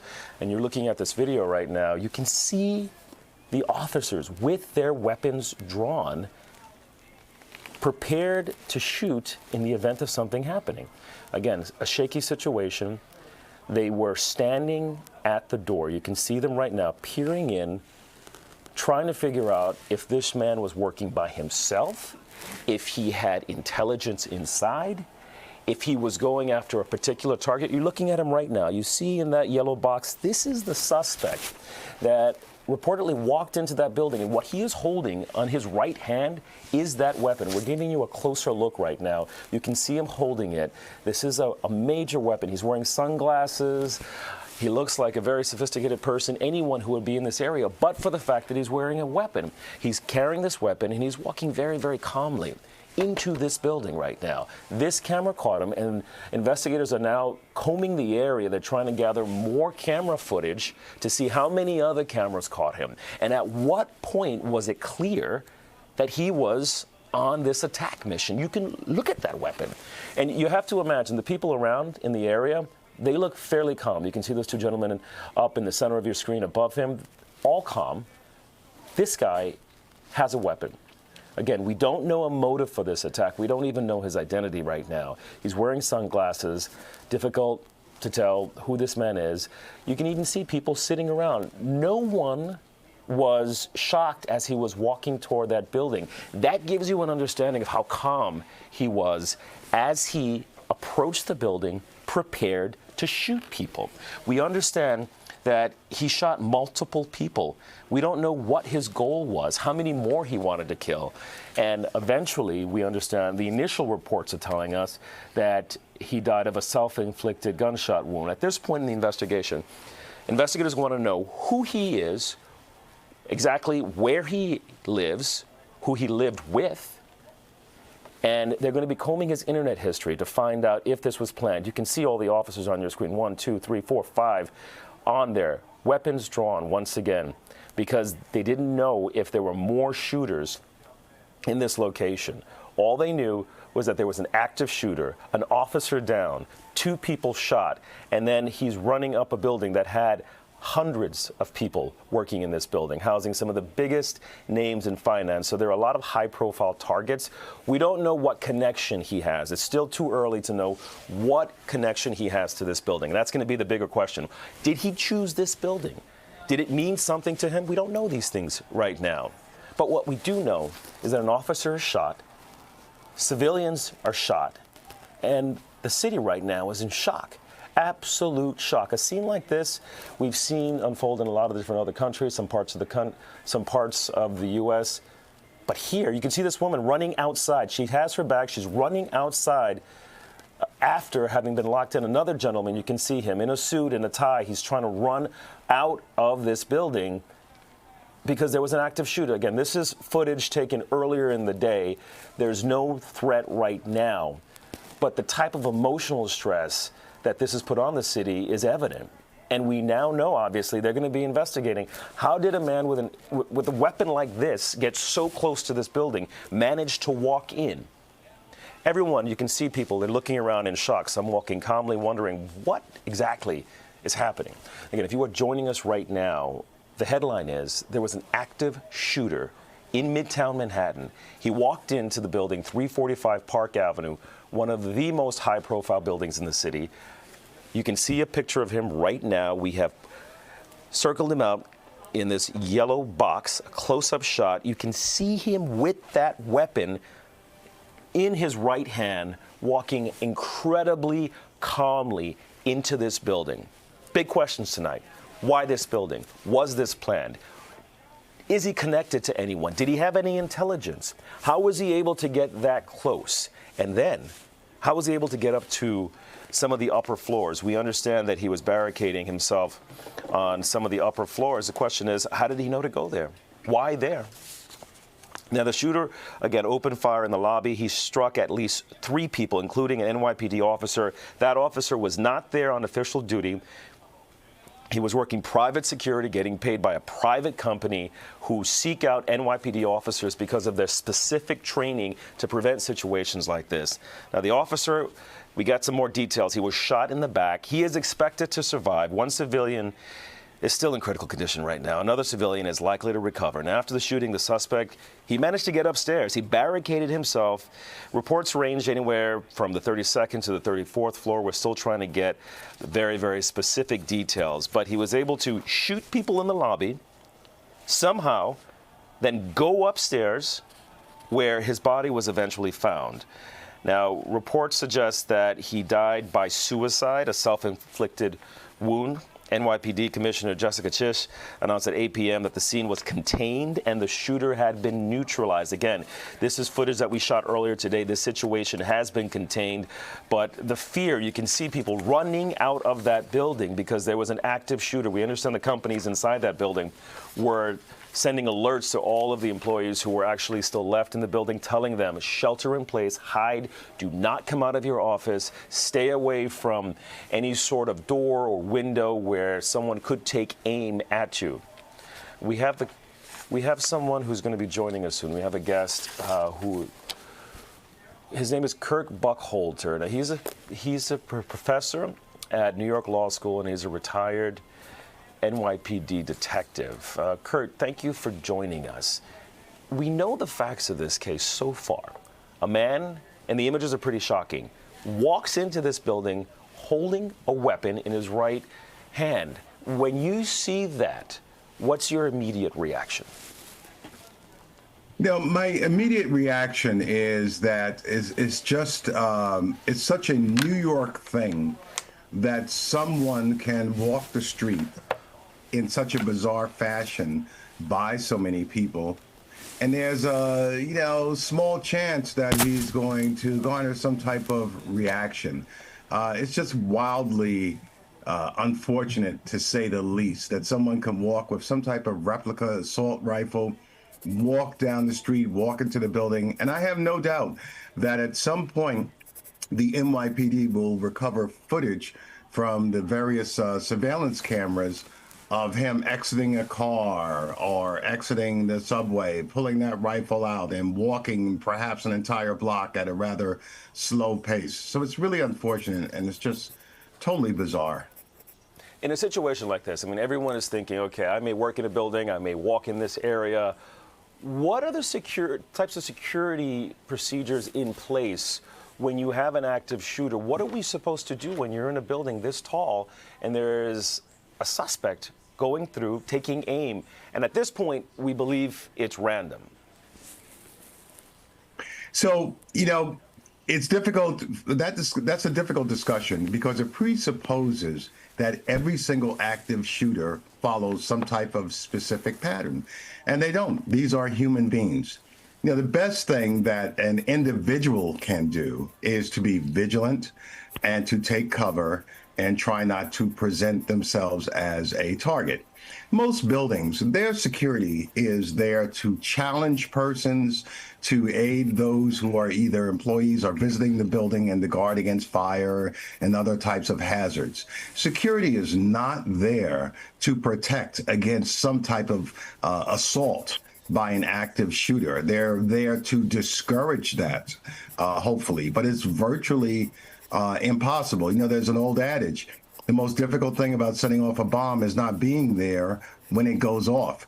So once someone is unconcerned about their well-being and they're unconcerned about whether they survive, they have a very high likelihood of causing damage, either by any form of weapon.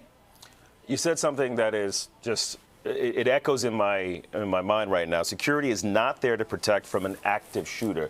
They're there to deter one.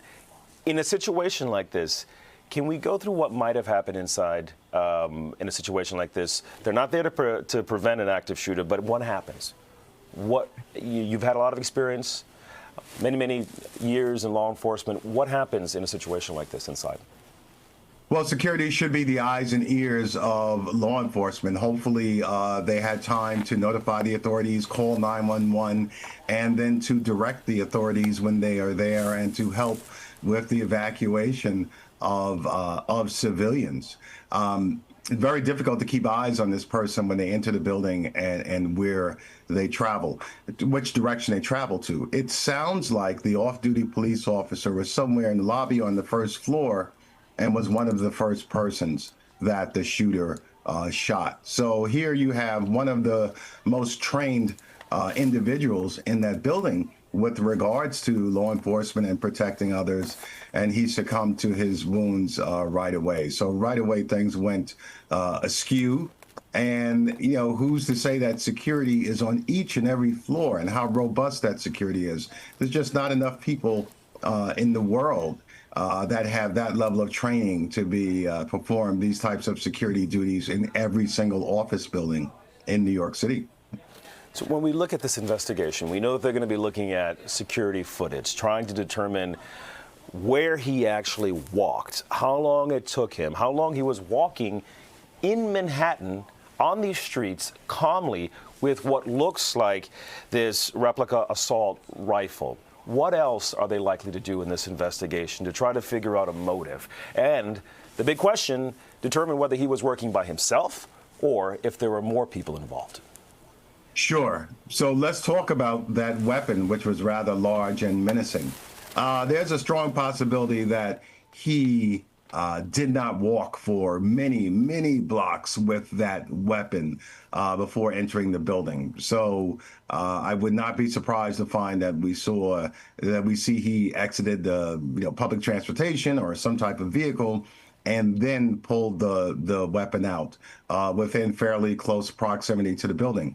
But that's the next piece of the investigation. The police are going to scrub every piece of video within that area. Next, determining where he came from and if he had any associates or accomplices or anyone with him. Did someone drive him to the scene, or did he arrive there on his own?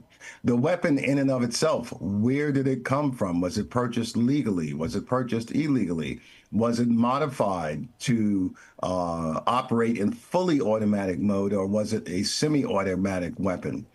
Did he purchase it? If it was purchased legally, did he purchase it, or did someone else? And then finally, the information we have now is that the shooter is from Las Vegas. So I'm fairly certain that the authorities in Las Vegas are already at his residence of record, determining if anyone lives there. And they're going to have to work and get some type of search warrants and do this properly, because there may still be others who are alive that might incur some type of criminal liability. So the police just can't go willy-nilly and kick down doors and do those types of things. So they're going to have to involve prosecutors on the state and possibly federal level.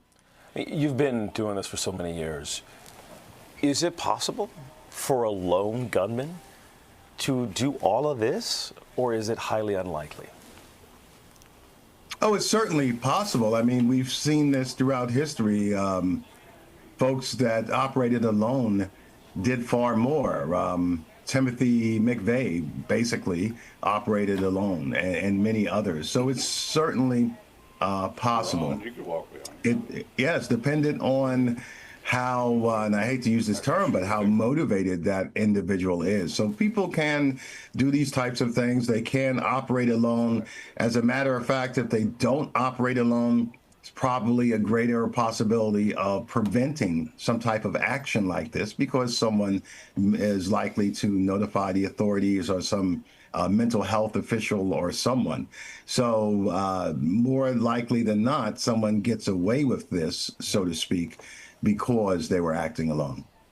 Because they were acting alone. How important are going to be these internet searches? Are they going to be looking at his search history? Oh, absolutely. Absolutely. It's in this day and age, it's almost impossible to do something like this without having some type of internet footprint.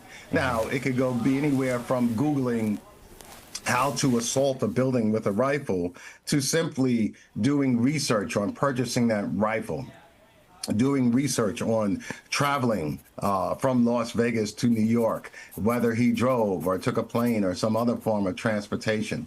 There will be something in his internet postings, communications with each other, posting with other folks, postings on social media that express some type of grievance, perhaps, at one of the business entities that were in the building. So certainly, in this day and age, I think his social media will be extremely telling as to motive and methodology. The facts that you have highlighted. This man is from Las Vegas, or at least lives in Las Vegas, somehow pops up in New York City, takes this rifle, walks into a building.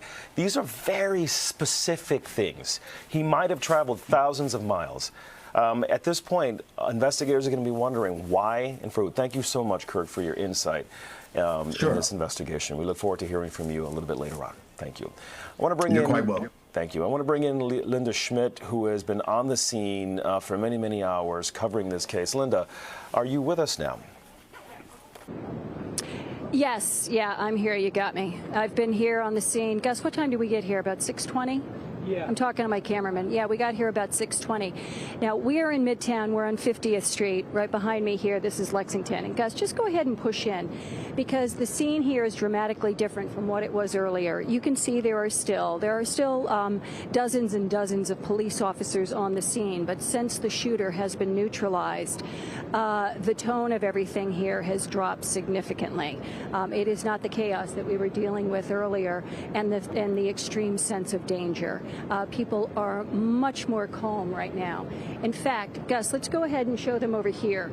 This area over here had been closed off to not just the press, but also the general public, because the NYPD, state police, had cordoned off several blocks here, so people were not allowed to walk along Lexington Avenue, starting here at 50th Street and stretching for 2 blocks, maybe even 3.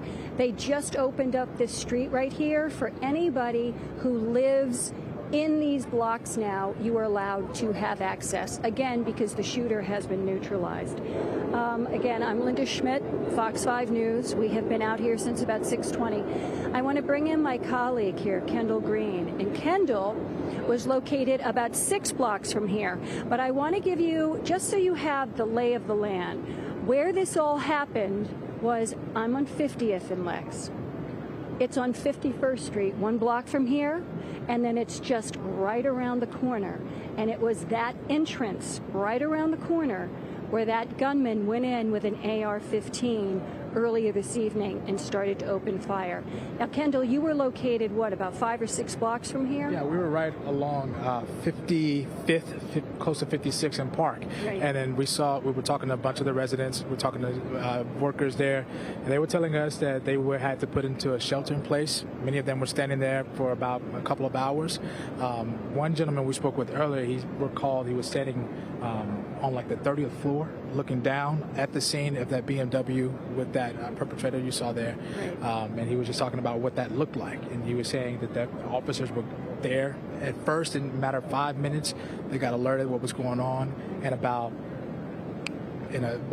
right after that, you just saw drove of police officers, drove of ambulance, EMT. We heard some of them, some of the scanner talks where they were actually directing EMS right there to the location, right there at 943. So employees in some of the surrounding buildings, because again, on Park Avenue here in Midtown, there are a lot of financial businesses down here. So it's not just down Wall Street where these financial institutions have offices. They have some here as well. And by the way, two of the biggest companies that were in the building where this happened, the NFL and Blackstone, which is a financial company. Now, the people that you were talking to, did they work in the buildings adjoining them or a few streets away? One of them was about a block away, right across from where that building is, the Blackstone building. Okay. And he was saying that he saw all the interactions there going on with that shooter. Other people, they were in the building that looked like it was maybe right next door to the building that's right across the street, cat a corner to where that shooting happened. Right. And they were just talking about the scene and how crazy it was there. Right. But some of those employees were saying that they were alerted. Yeah. So were they alerted by their own companies? Was it through a text message saying shelter in place, active shooter? What did they tell you? One person, they told me they were alerted by a woman, just a woman that said that there's a guy with a gun.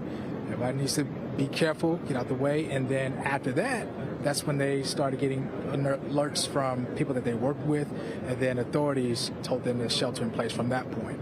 So, of course, they were worried about that. This is something they've never seen. Park Avenue, that strip, it has so many businesses, so many financial firms, as you just mentioned, the NFL. So this was something that just caught them completely off guard. And then we were showing them the pictures. They're hearing about it, and then we showed them the pictures of that. Of the gunman, because there were two pictures that were released of the gunman. Yeah, and when they saw that, and you're thinking that's a couple of blocks, not a couple of blocks, a building over or two buildings over from where you work, and you see somebody walking in with clean cut, as you mentioned earlier before we got on air, clean sneakers. It seemed like a statement to be made, but they were frantic when they saw that AR was something that was so close to them, and to hear that there were, casualties involved. You know, when you talk about this going on first of all, in the country, it really is heartbreaking that anything like this would happen.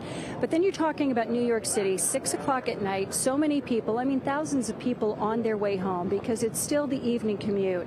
And to think that someone is walking along Park Avenue carrying an AR-15. Now, I don't know how many of you have seen the picture, but the picture showed the shooter. And if you want to be kind of wide on me, Gus, here. The shooter carrying the AR-15 like this, right next to him. So it would have gone about from his knee up to about here, and just walking straight and walking with purpose. No look on his face, clean cut, had on dark glasses, had on a dark colored blazer, a collared shirt that was either white or light blue. Kendall, you can come back in here. Light blue, had on black, it looked like black jeans, nice pair of sneakers, but walking with purpose. And obviously walking with purpose. If you have an AR-15, you're intending to do something with it. Absolutely. You have some intent. But he was not looking around. He was looking straight. He knew exactly where he was going. So it was not something that was random. So did people talk to you about that picture? Well, yeah, they were so shook by the picture, and then they were worried about their own loved ones, their family members. There was someone pretty close. There was someone there. We saw families that were sitting there waiting because their building is so close, waiting for individuals who were shelter in place, worried about what was going to come next, if they were going to get bad news. We saw one individual close to the scene where we were burst out into tears with her mom. With one of her parents, and you don't know whether she is, how connected she is, but where we were, you saw after things calmed down, you start to see just worry. It went from kind of frantic. Are you safe? Do you know? Just having your wherewithal about you, and then it went straight to worry and just hoping for the best for those folks. Right. Because when you're going through something like this, and being in the news business, we have gone through situations like this before. Immediately and within like the first hour, again, until the shooter is neutralized, it is an organized chaos, and it is panic, and your adrenaline is kicking in for everybody, even the general public. And it's after the shooter has been neutralized and everybody realizes that it is no longer dangerous. That's when this starts to sink in. People start thinking about it, and then you start thinking about your coworkers and your family, and that's when it really starts to hit people. And that's where a lot of people end up breaking down. Yeah, and then you see the tension between police officers there. At first you're worried, you're seeing how they're being really aggressive with everyone, trying to keep them out the way. Right. And then they get things kind of subdued, and you know where things, you think you know where things are, where they stand. And then you start to understand, okay, this was something going on very close. Folks were in danger, clear danger, right. And they seem to get more sympathized with that. Well, when we first got here, we actually, Gus, my cameraman, and I, we made it up to Park Avenue, which is a block from here. And so now this has all been opened up to the general public, so they're allowed to walk on this. But we initially were allowed up a block from here, which was right around the corner from where the shooting happened. But then quickly, I guess maybe we were there for about 45 minutes, and then police actually started pushing us back for our safety. They wanted to get not just the media, but the general public pushed as far back as possible until they realized that the shooter had been neutralized. Because not only are they trying to deal with what's going on in the building, they have to keep the public safe outside. Because you have a shooter inside a building, they don't know if that person's going to open a window, start firing down at the street. They have no idea what could possibly happen, but that is a scenario that they have to prepare for. So they pushed us back to this area right here. And again, where this happened was just a block from here, and then you would make a left, and you would go up, I don't know, maybe 20 yards, maybe 20, 30 yards up this block is the entrance to the building where it happened. And I know you were talking too, come back in, Kendall. You were talking about some of those people saying that they had been notified by other people. Yeah. But the NFL actually sent out an alert, and I'm sure other businesses in that building did the same thing, telling their employees not to leave the building, to shelter in place. And this is what these folks, it's a Monday. Right. In the summer, right. 6 o'clock at night, right. People are on their way home from work, and just getting ready to close out, and then you have to shelter in place for couple of hours, right. And you don't know what's coming next. You don't know if you're going to be there for the rest of the night. You don't know what's going to happen. So yeah, there was plenty of worry, and some of those finance workers, you work in finance, you kind of get comfortable. You're on Park Avenue. You kind of don't expect anything like that to happen.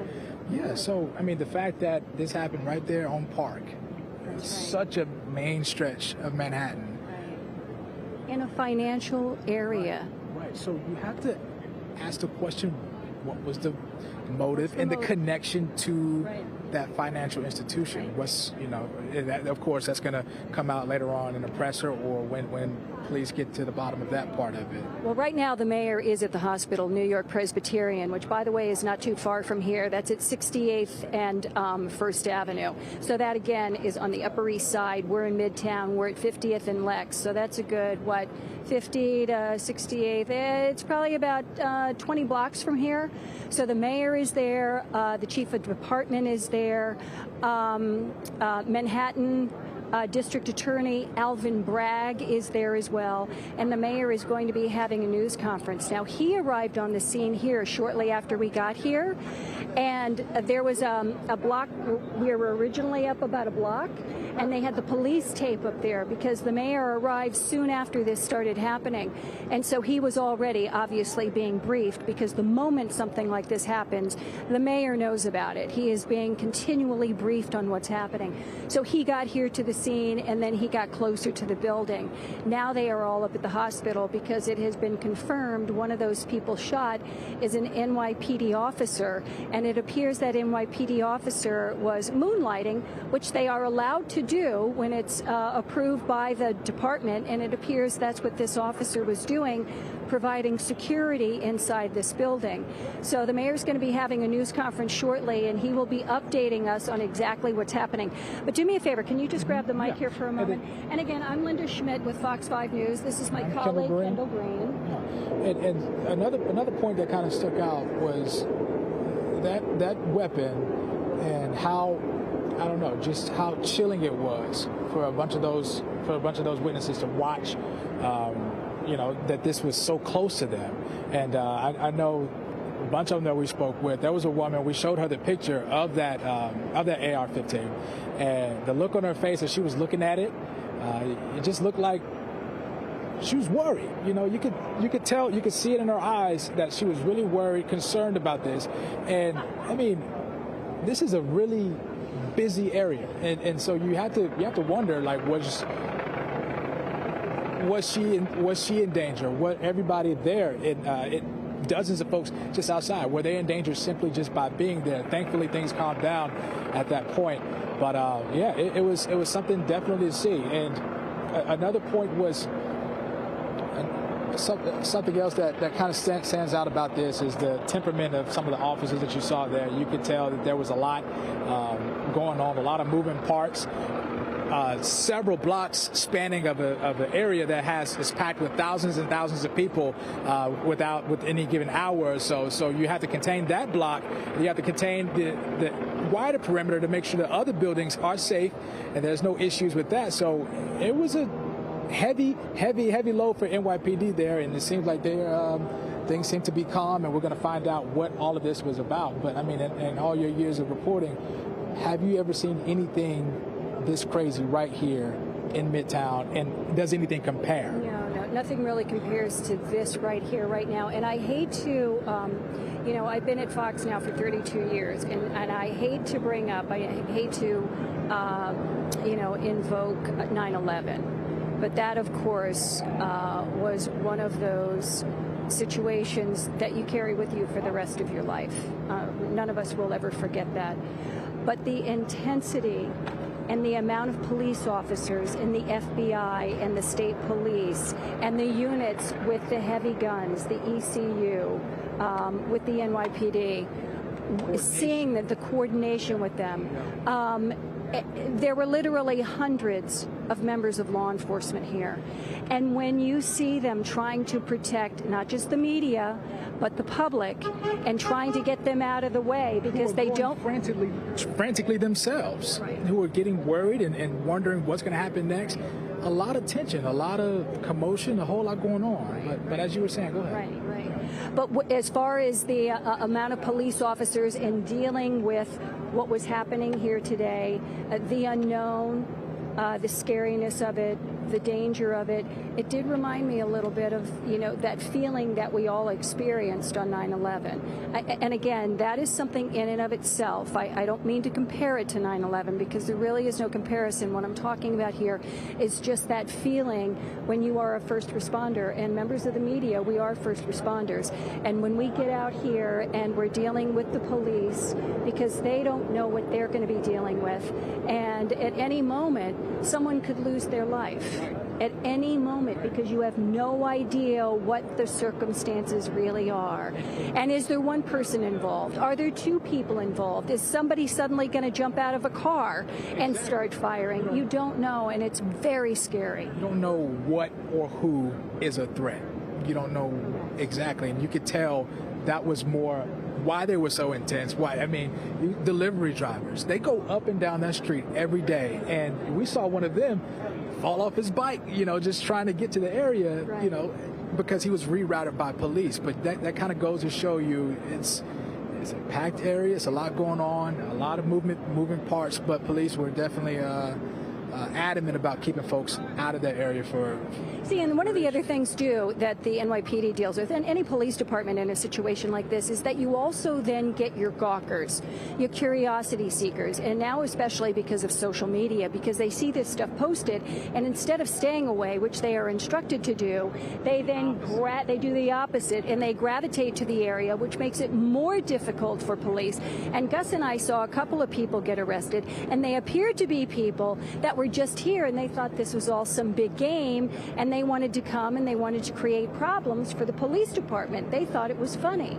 Well, it's not funny. People's lives are at stake here.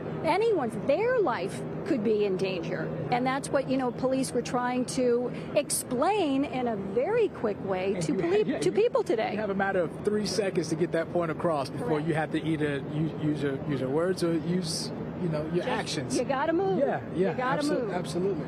Because they moved us multiple times. Yeah. Linda, you guys are here. You got to move. Right. You got to keep moving. Right. And we were live and walking and talking while they were moving us, and they were doing it for our safety. Right. And we were talking to a woman, I think around 6:30, 6:40, and we were trying to talk to her about what happened, and we're moving with police as well. Yes. So they're moving us out the way, and we're trying to get her account as a witness. And they're just doing what they have to do. Yeah. And one of our colleagues, Matt Onimus, now he's not here right now, but he has been going live with us since about 6:30 this evening. And he was on his way home from work, and he had his AirPods in, and he was passing that area just moments after it happened, and he was telling me that suddenly he looked up and he could see this flood of people running toward him, and he could see the fear in their eyes, and he's like, and it takes the brain a couple of seconds to process what you're really seeing, That's what talking about that. That's what we heard over and over again. They're like, you hear the words at first, and then you take a beat, and then you realize what's going on. You realize the imminent danger, and then you just go into a mode where, all right, you're watching intently, your antennas are up, you're paying so much attention to everything going on, and you're worried. We talked to one guy who was calling some of his colleagues up the block. This is a financial district, a bunch of, they're close. This is a tight-knit community, and so many of them, they were saying they were calling in, checking in on some of their friends who they've known for years. Yeah, and they're like, are you good? Are you good? And they're getting thumbs up on this side, thumbs up on the other side, but there is a worry that somebody with an assault rifle will walk into a financial institution in New York City on Park Avenue. You have to question, what's the message? What's the message behind this? What's the motive behind this? That's not our job. That's what police will tell us. But yeah, it's one of those days folks are never going to forget. I mean, never. And even if you weren't in the building, even if you weren't in one of those places, a shelter in place, you walk past the scene and you're seeing this is what's going on, and this is the guy, and here's the AR-15. He's all over the news, and you're worried because is he working by himself? Is this a single actor? And then one of the witnesses we talked to, he was on the 30th floor, saw the BMW, that black BMW we've been showing with the skycopter the entire time. Which appears to be the shooter's car, the black BMW. He said, he reported to me as a witness, he wasn't sure how they were involved, but the people didn't look alive at that BMW. Police were carrying. They didn't look like they were okay. So in that black BMW, he was from his high, on the 30th floor. He was looking down on it, and he said he was worried about that car particularly. It's connected with it. Whose lives were taken, we're not sure, but those images alone, enough to just... That stays with you for the rest of your life, because it's not a normal thing for anybody to have to experience. But again, I want to get back to our colleague Matt Onimus. When he stumbled upon this, then catty-cornered, he took his cell phone out and he started taking some videos, and he could see some of the videos that you folks have been seeing. on YouTube and on the air, on commercial television, where there were multiple NYPD officers that were by the entrance, and it looks like something out of a movie where they're right up, they're plastered right across, right next to the building with the guns drawn. And then other officers, there were 4 or 5, carrying out what appears to have been the New York City police officer who was shot. Now, that has been confirmed that the officer was shot, and they were running him out, carrying him by his arms and legs and getting him to an ambulance. And seeing those types of scenes, I mean, it's hard to believe that it's happening in your city at that time.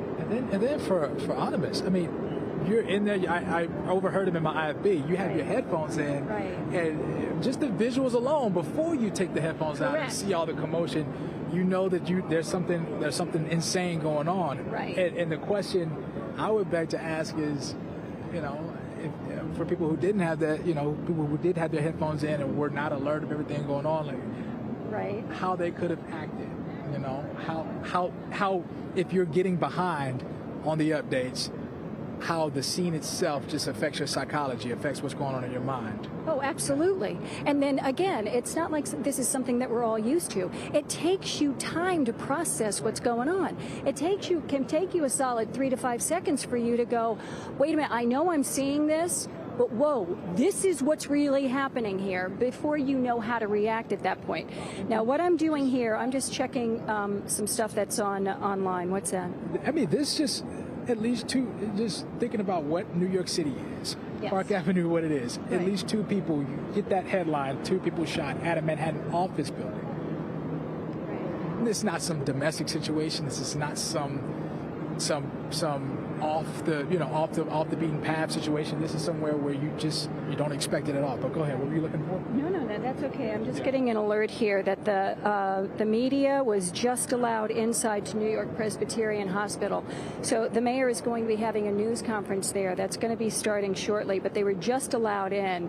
So that what they'll be doing is they'll be escorting all of those reporters and the camera crews to a room, and then hopefully it'll be a spacious room, because there are going to be dozens and dozens and dozens of members of the media there, and then they will have that news conference. So I'm guessing right now it's about 8 minutes of 10. It's probably going to take them a solid 15 to 20 minutes to get set up, and then the news conference would begin after that. I'm sorry, I thought somebody was yelling my name. And then it would be about, say, 15 minutes after that before the news conference starts. And again, the mayor is there, the chief of department is there. My assumption is the FBI would be there as well. Attorney General Pam Bondi said the Justice Department is working with the NYPD on this case. So she put that notice out right away. Governor Hochul has been briefed on everything that is going on. The FBI was out here as well earlier today, as well as state police. So I would imagine they will have representatives from all of those law enforcement agencies, and they will all be speaking. And Manhattan District Attorney Alvin Bragg is also there, so he may speak as well. But it will be the mayor who updates everyone on the number of people who have been shot and the conditions. Okay, hold on just a second here. We have to, okay, all right. So now at this point, give me one moment here. I mean, this is how the sausage is made, so to speak. This is what we do when we're live out in the field. Sometimes it isn't pretty, but it's just the way that we have to do our jobs here. So I'm just reading through some notifications to see if I can gather any more information that I can actually share with you at this time. But again, just to recap, I'm Linda Schmidt with Fox 5 News. This is my colleague, Kendall Green, here in New York City, where there was a shooting at a Manhattan office building. It was right around the block from here. It happened about 6 o'clock tonight. Literally thousands of people would have been on their way home, leaving those businesses and on their way home for their evening commutes. How backed up the place was. I mean, for folks just trying to get home who weren't connected to the adjoining buildings, who weren't on the same block, maybe 4 or 5 blocks over. You have folks coming from 3rd, you have folks coming over from 5th, trying to get to where they're going, whether it's the subway, whether it's, whatever their commute, a bus, whatever the case is. Yeah, wherever they're parked. And this is something that kind of locks you in for a while. And it's like, because you're locked in it, you become more aware, and you're a little bit more worried about it. And you're seeing how intense the police officers are, trying to make sure that they keep things calm, cool, and collected. But what another element that sticks out is we saw a father. He appeared to be a father. He just standing outside of the building, and he says he doesn't say it, he's just standing there, and you kind of where. Basically, someone shared that he was waiting for somebody outside the building, and I asked him about him, and he said he's just waiting for them to come out. We didn't catch back up with that man, but just seeing that sight of worry, seeing that concern, he doesn't say it, he's just standing there, and you kind of where he basically someone shared that he was waiting for somebody outside the building, and I asked him about him, and he said he's just waiting for them to come out. We didn't catch back up with that man, but just seeing that sight of worry, seeing that concern, he doesn't say it, he's just standing there, and you kind of where he basically someone shared that he was waiting for somebody outside the building, and I asked him about him, and he said he's just waiting for them to come out. We didn't catch back up with that man, but just seeing that sight of worry, seeing that concern, he doesn't say it, he's just standing there, and you kind of where he basically someone shared that he was waiting for somebody outside the building, and I asked him about him, and he said he's just waiting for them to come out. We didn't catch back up with that man, but just seeing that sight of worry, seeing that concern, he doesn't say it, he's just standing there, and you kind of where he basically someone shared that he was waiting for somebody outside the building, and I asked him about him, and he said he's just waiting for them to come out. We didn't catch back up with that man, but just seeing that sight of worry, seeing that concern, he doesn't say it, he's just standing there, and you kind of where he basically. All right, Andrew Kraft here now in the anchor chair. You have been watching there. Our incredible colleagues cover a really, really tough story there in Midtown Manhattan this afternoon there, as we learned that a shooting at that office building today, and we are getting some conflicting numbers on the number of those injured and the number of fatalities. But at the top of the next hour, in about a few minutes here, we are going to get a live press conference from the NYPD there. This is going to be outside New York Presbyterian Hospital on the Upper East Side. So this is a live picture right now as we await for this press conference to begin. But that is what happens during some of these major breaking news stories. The information is very fluid. Sometimes it is contradictory. And I know that you've seen probably a lot of conflicting numbers, especially with regard to those injured, those shot, and unfortunately, those killed. So there are sources like the Associated Press, like Fox 5 New York, like the Fox News Channel that we rely on here on Live Now. We're going to wait, though, to confirm some of this information after this very press conference here. You're going to be listening, I would imagine, from NYPD Commissioner Jessica Tisch, from New York City Mayor Eric Adams. I would imagine the Manhattan DA, Alvin Bragg, is also going to be there. And so they are going to walk us through this incredible tragedy that happened this afternoon in Midtown Manhattan on a busy Monday afternoon, late afternoon, after 5 o'clock local time there at 345 Park Avenue. This major high-rise skyscraper office building, whatever you want to call it, it houses some pretty big organizations, financial institutions like Blackstone. Also, we know that the NFL is headquartered there. That's where their New York City offices are. So Mayor Eric Adams did say that multiple people were injured. All right, we're going to step away from this. We do have some commotion going on. Take a look at this shot that we have here. I'm not entirely sure what that is. All right, so as you would imagine, let's go back to the other shot here. As you would imagine, though, during these very fluid developing scenes, a lot of people, especially in New York City, the biggest city in the country, a lot of people want to come out. They want to find out what's going on. They want to also post on their social media about it. As you know, citizen journalists, they get on the scene for this as well, to try to tell their followers what's going on. But we don't rely on them. We rely on what we know in the moment. And so you can see there we have a podium set up outside New York Presbyterian Hospital. Also, you probably have been seeing a suspect's name floating out there in some of these reports and information about that said suspect. Again, we're going to wait until we hear from the NYPD to offer any information, to offer any details about that.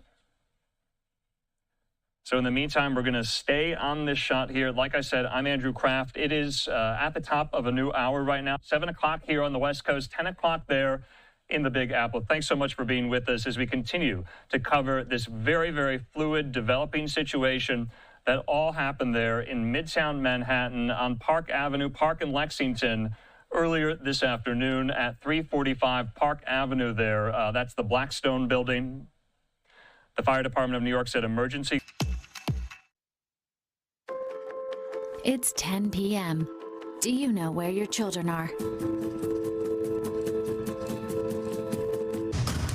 Right now on the 10 o'clock news. Mayhem in Midtown. A man walking into a Park Avenue office building caught on camera carrying an assault rifle before opening fire. Tonight, the new information on the victims, the suspect, and the massive police response. Fox 5 team coverage starts right now. Welcome to the 10 o'clock news. I'm Natasha Verma. Steve has the night off. An NYPD officer is among those shot. Authorities are expected to speak at any moment. We have live team coverage from the scene in Midtown to the hospital on the Upper East Side where victims are being treated. Let's kick things off with Fox 5's Linda Schmidt on the scene. And Linda, this is a very fluid situation tonight. Yeah, hi there, Natasha. It sure is, but I do have to tell you this. From the moment that we got here at about 6:20 tonight, it was organized chaos out here. People were running in the street. There was panic. There had been reports of an active shooter, and people were not really sure what they were dealing with. You'll see some of that video in just a moment, but first, I'm going to step out of the way because I just want you to take a look at what the scene looks like right now. I'm at 50th and Lexington. We are right around the corner from that building where this happened earlier tonight, and as you can see, it is much calmer out here.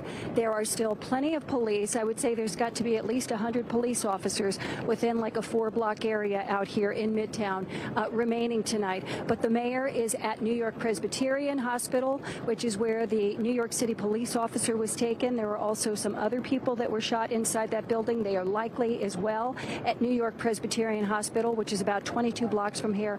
And the mayor is going to be having a news conference shortly. But I want you to go ahead and take a look at some of the video that was shot by one of our colleagues, Matt Onimus. Now, I've worked with Matt at Fox 5 for over, we were talking earlier tonight, it's been 24 years that we've worked together.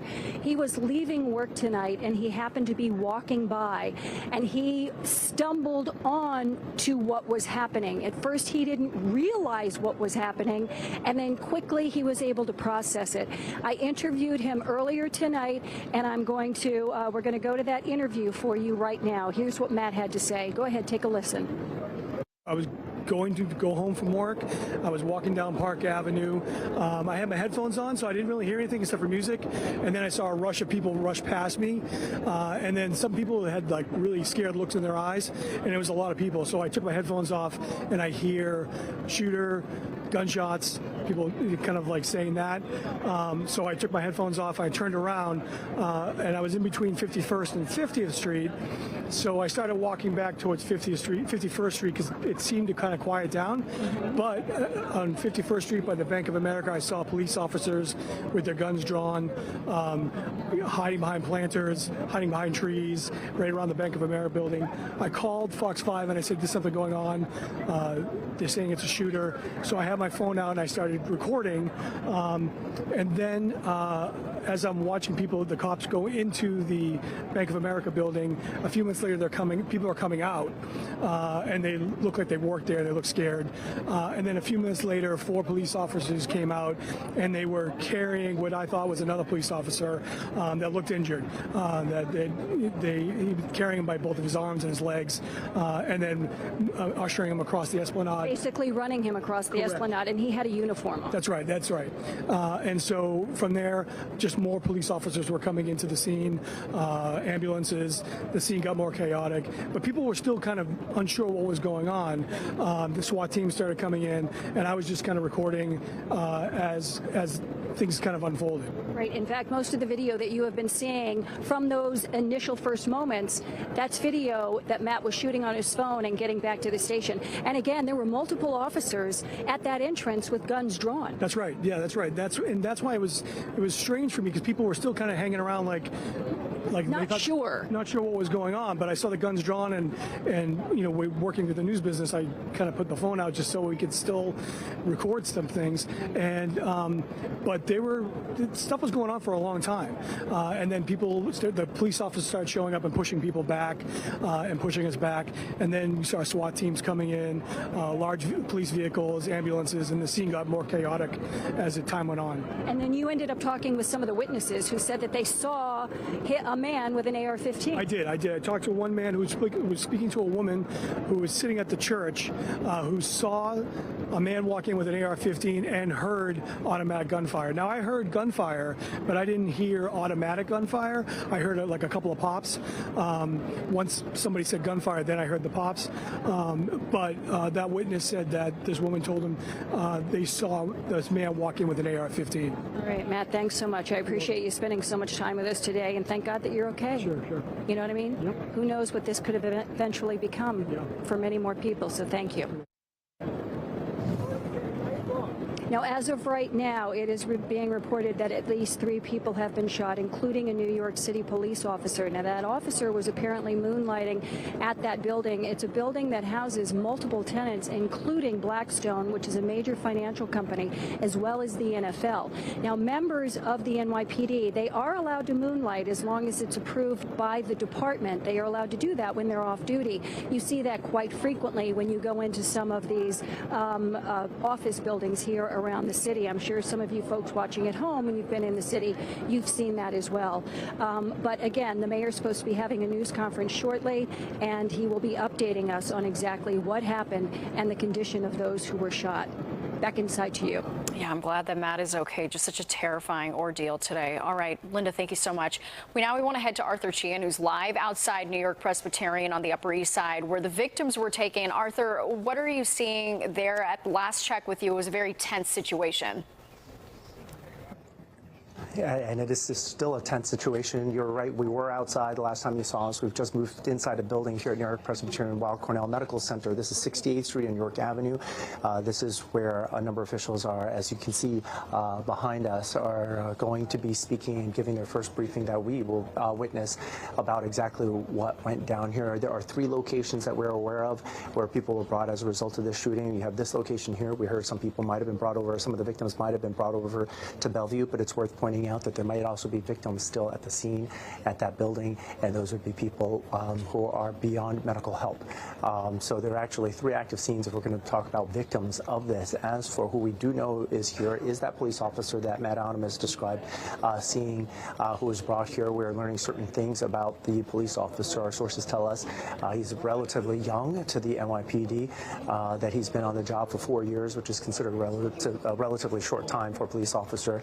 We are told through multiple sources that he's assigned to the 4-7 precinct in the Bronx, and that he was on this paid detail. This is something that's approved. Prior approval is required by the NYPD for them to work extra security jobs and to make some extra money on the side. Commercial businesses often hire these paid detail officers to beef up security. It's a uniformed officer. They're trained professionally, and he was there. Now, we've been talking about the nature of his injury. It obviously seemed very grave, and we'll get an update from the city's officials to give you official word on his condition, but certainly there is concern out here that it was not looking good. We've been showing you video of everybody who has been arriving here. There are countless police vehicles lining all the streets in every direction. This is a large hospital and is surrounded by police vehicles and city officials. We saw Manhattan District Attorney Alvin Bragg arrive at around the same time. Eric Adams was arriving,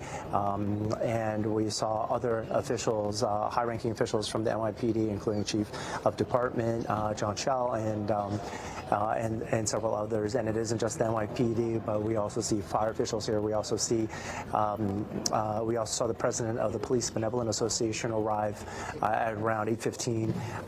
His union represents patrolmen and presumably this officer as well. This will be a press conference that will include a lot of people talking, and we'll bring that to you as soon as that happens. But for now, we're live at New York Presbyterian Weill Medical Center on the Upper East Side. We go back to you, Natasha. Yeah, such a massive response to a situation like this. All right, Arthur, thank you so much. Kendall Green is also live in Midtown speaking with witnesses. Kendall, what did they have to say about the shooting as it was happening? Yeah, hey, good evening, Natasha. Many of those witnesses that we spoke with, they were inside of another building when they were told to shelter in place. Now, many of them, they expected to be there just for a brief moment, but then they got the news that there was an active shooter situation going on. And then that's when the reality started to sink in, that they would be there for a while. And then you saw those worries. And those are the worries on the inside. Now, on the outside, we're talking to some spectators who were just sitting there watching this whole thing unfold, looking at their phones, watching that individual with that AR-15 just walk into the building, and those images showing just how brazen that crime was. And one financial professional we talked to, he said that he heard a woman that warned them there was a shooter situation going on pretty close to where they were. And as you imagine, you're thinking about your family, you're thinking about your coworkers, your colleagues, wondering if they're okay. And he reached out, started making his rounds, and everybody gave the thumbs up and things were decent. Now, they tell me that many of those folks, some of them are working, others they're just spectators in the area. But we're going to listen to one of those witnesses who outlined just what it was like just moments ago. I have a lot of friends that work around here, so it's just crazy to hear something is happening so close to you. Like, you hear about it on the news, but then when it's right there, it's crazy. Yeah, it's literally the middle of the day, and I was walking, and I was seeing a whole bunch of people just casually walking, and all of the police cars and the firefighters and the helicopters going that way, and I'm looking around, I'm like, everybody's normal, but something, as a New Yorker, I'm like, something is definitely going on. 2 people getting dragged out by police. Not sure if it was the shooter or civilians, but I saw 2 people, immediately put in an ambulance. Couldn't tell if they were alive or dead, but yeah, it's pretty scary. I mean, and think about that. You're at work. You're seeing people get pulled out, taken into an ambulance, and you're really close to where you make a living. We're going to find out what the why, the motive behind that. That's what we're hoping to find out. Many of the people, that was the major concern when we spoke to them, why this happened. Hopefully that press conference can give us some answers on that. I'll send things back to you, Natasha. Yeah, one people surprised that people have PTSD from what they saw today. It's so incredibly scary. All right, Kendall, thank you so much. Joining us now with more on today's shooting is Bill Daly, a security expert. Bill, thank you so much for joining me tonight. Good evening, Natasha. A shooting happening in broad daylight, middle of Manhattan, in a building that's housing high-powered financial institutions at the end of the workday, with people heading home, going to the subway. What stands out to you right now about this shooting? Well, a couple of things stand out to me. First of all, it appears this individual was with an intent. So if this was somebody who just was looking to cause harm and mayhem and death in New York City, certainly there'd be a lot of other targets in and around on the street outside the building or in any other part of New York City. So if you see with the way that he was walking into this building, it was with intent and with a design to get into a specific place in that building, I believe. Natasha, it's interesting is that all my career I've actually been in that building as a visitor number of times. And I can tell you that the lobby security is very tight. They have a security desk where you need to sign in. People just can't walk in off the street and say, I want to go up to a certain office or visit someone without being invited. And then there's also automatic or electronic security portals that people need to pass through in order to go into the elevator bank. So it's very tightly secured, and it sounds as though with that paid detail, the off-duty police officer was there as additional precaution by building management, either just out of an abundance of precaution, or we don't know whether or not there was any pre-information about somebody who may have been making threats against someone in the building. But, Natasha, that building, as was mentioned by Linda Schmidt and others, is that it has a number of high-profile organizations from Blackstone Investments to the NFL. I think even the company, the building management company, is well known that has offices in that building. So it's not just the companies, but also there are pretty well-known personalities associated with those companies that are also in the building. So we don't know at this point who or why they were targeted. Walking with such intent, I mean, when you look at that picture, it's unbelievable. He's got sunglasses on. It just seemed like he's walking with a mission, and then he has an AR-15 out there just right by his side. It's surprising to see that. Well, most certainly it's surprising to see it. And having worked really all my career in New York City, I can tell you is that, as much as New Yorkers kind of look the other way when they see all kinds of different things happening on the street, certainly when you would see something like that, immediately draw your attention, and you know that's not supposed to be. He wasn't dressed as a police officer. There was no intent to kind of disguise it. He was carrying it out in the open. The other part of this, too, is that there's reports that this individual, the shooter, is connected with or has lived in or came from Nevada, perhaps Las Vegas. So I'd probably say at this point, the investigation is quickly ensuing to where folks from the FBI, where I used to work many years ago, are now working to identify who else possibly was aware of his plans. Who else could he been associated with? Checking, perhaps getting an immediate search warrant to search his residence, where they may be able to look at computers or other writings that he may have, just to understand both why, but more importantly, more immediately, is are there any other people who are out there with a similar intent or who are co-collaborators who need to be brought in and brought to justice? Yeah. All right. We have to leave the conversation there. Bill Daley, thank you so much for joining me. You're very welcome. Well, our breaking news coverage continues. Sources say the Midtown shooting suspect is dead. We are back live from the scene with new information coming in right now. Stay with us.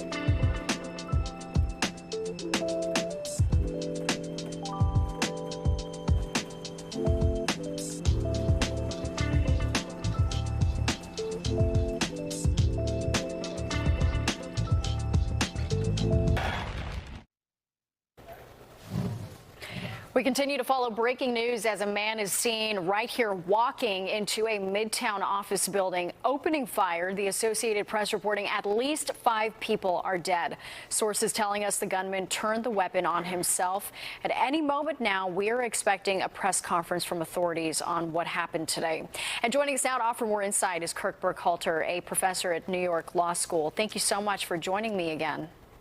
Certainly, my pleasure. So, Kirk, we're looking at that picture, the gunman seen walking with purpose into the building, broad daylight, middle of the day, middle of Manhattan. What does that picture tell you? Well, that is certainly bizarre. And on one hand, how could someone possibly walk through a major metropolitan city armed with an assault-styled rifle? On the other hand, as a lifelong New Yorker, I will tell you that there are just so many things that the average New Yorker sees, and they kind of go about their way. They may do a double take and so forth. One thing is the plaza he was walking across was rather empty. This was after 6, so a little bit after Kirk, I'm the sorry business to day. interrupt you, but we do have a press conference right now that we've been awaiting from authorities. Let's get into that right now and listen in.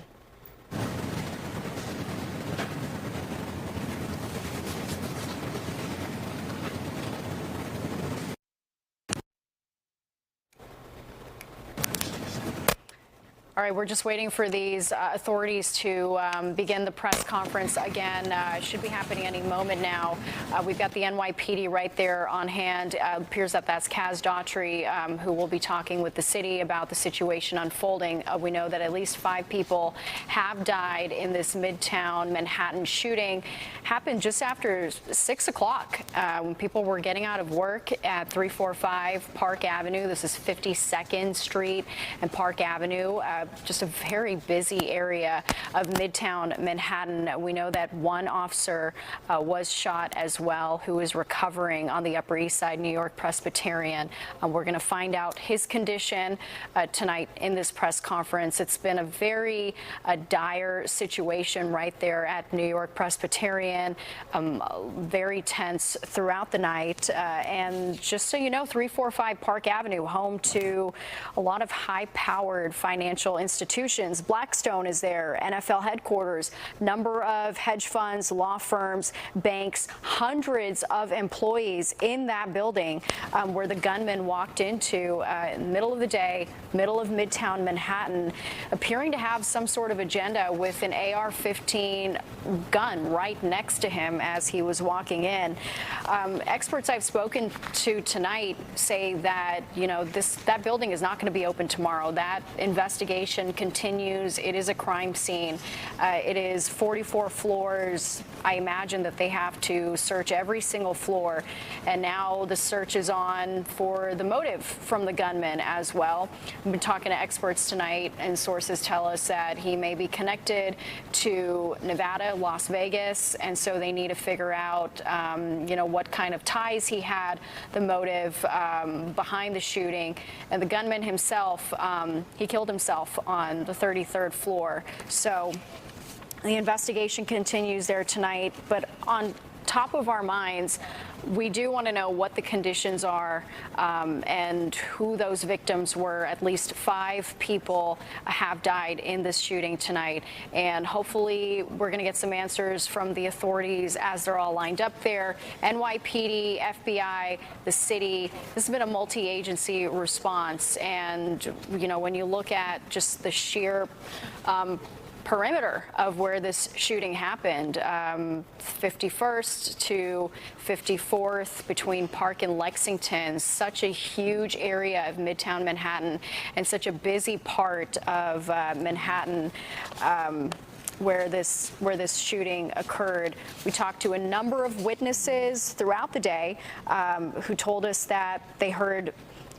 gunshots. They saw that man walking in with an AR-15 gun, and now we know that at least 5 people have died. So just painting a very terrifying situation unfolding just after 6 o'clock as people are just heading home. There's a subway station right there, 53rd and Lexington.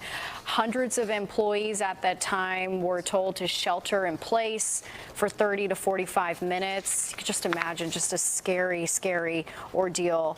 And then the flood of police officers then rushing to that area too. We talked to witnesses who said that they had machine guns, and you could just imagine what people are going home to tonight, just completely terrified of what happened in the middle of the day in Midtown Manhattan. So any moment now, we will be waiting for getting a press conference from authorities, an update on the investigation as authorities continue to search for a motive. While we wait for them, which at any moment they should come on, let's bring back in our guest. We were talking to Kirk Burkhalter about just what he's seen. Kirk, if you're there, what do you expect to hear from authorities here shortly? What are some of the questions as a former detective that are top of mind for you? Well, I would suspect authorities are going to release as many details as they can, keeping in mind that this is still early in the investigation. I know the shooter has been identified, the shooter's residence.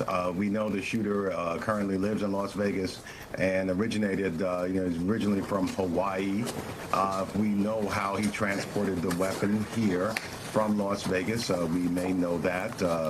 We may know if a car has been recovered. One thing we probably won't know, because it's dependent on whether the families have been notified, the names of the victims, including the name of the police officer, and perhaps more details about exactly which floors the shooter was on, and if there's any information yet as to whether the shooter was targeting employees or a business entity in that building in particular, as opposed to a random act.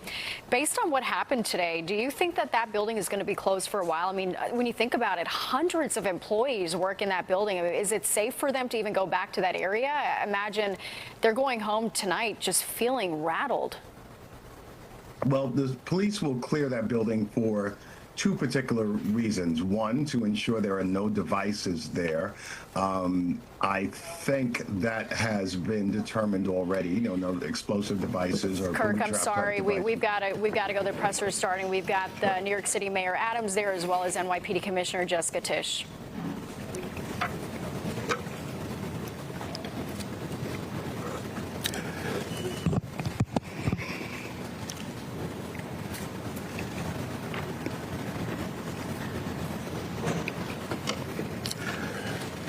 This never gets easy.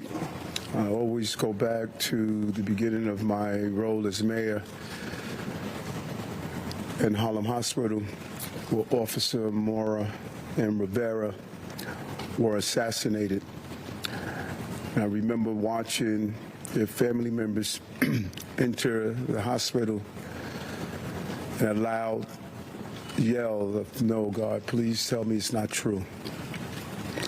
I thought about that today when the notification came over from the police commissioner that we had a number of shots fired, and we're still unraveling what took place. And our hearts are heavy.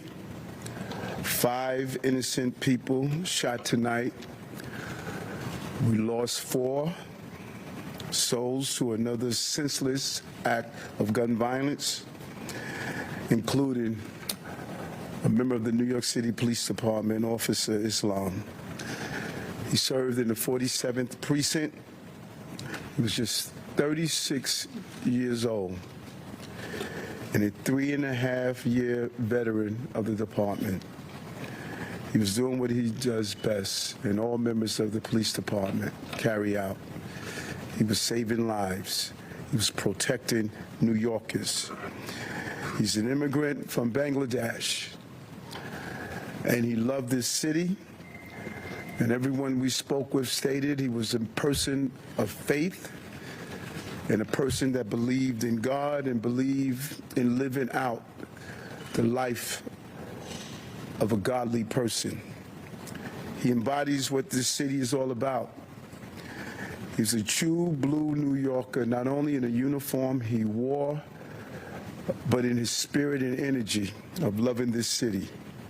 And early tonight, I met with the officer's family. I told them that he was a hero, and we admire him for putting his life on the line. This was his dad's only son. Now think about Jordan, my child. And it's unimaginable to experience a loss of this magnitude. And 3 other innocent civilians are also dead. 2 males and 1 female, and another male is seriously injured, fighting for his life in critical condition because of the violent, despicable attack. Additionally, the shooter is dead of an apparent self-inflicted gunshot wound. To be clear, 6 total tonight died, 1 including the perpetrator.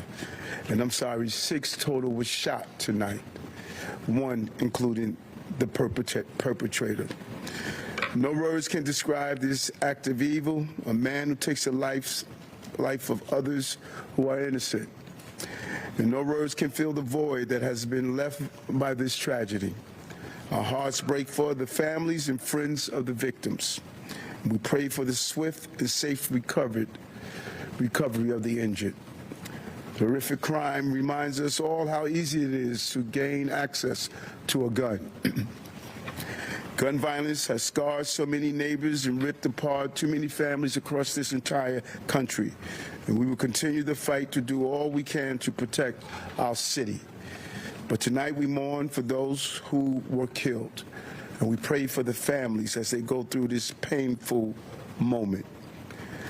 And as I stated, 5 innocent people were shot.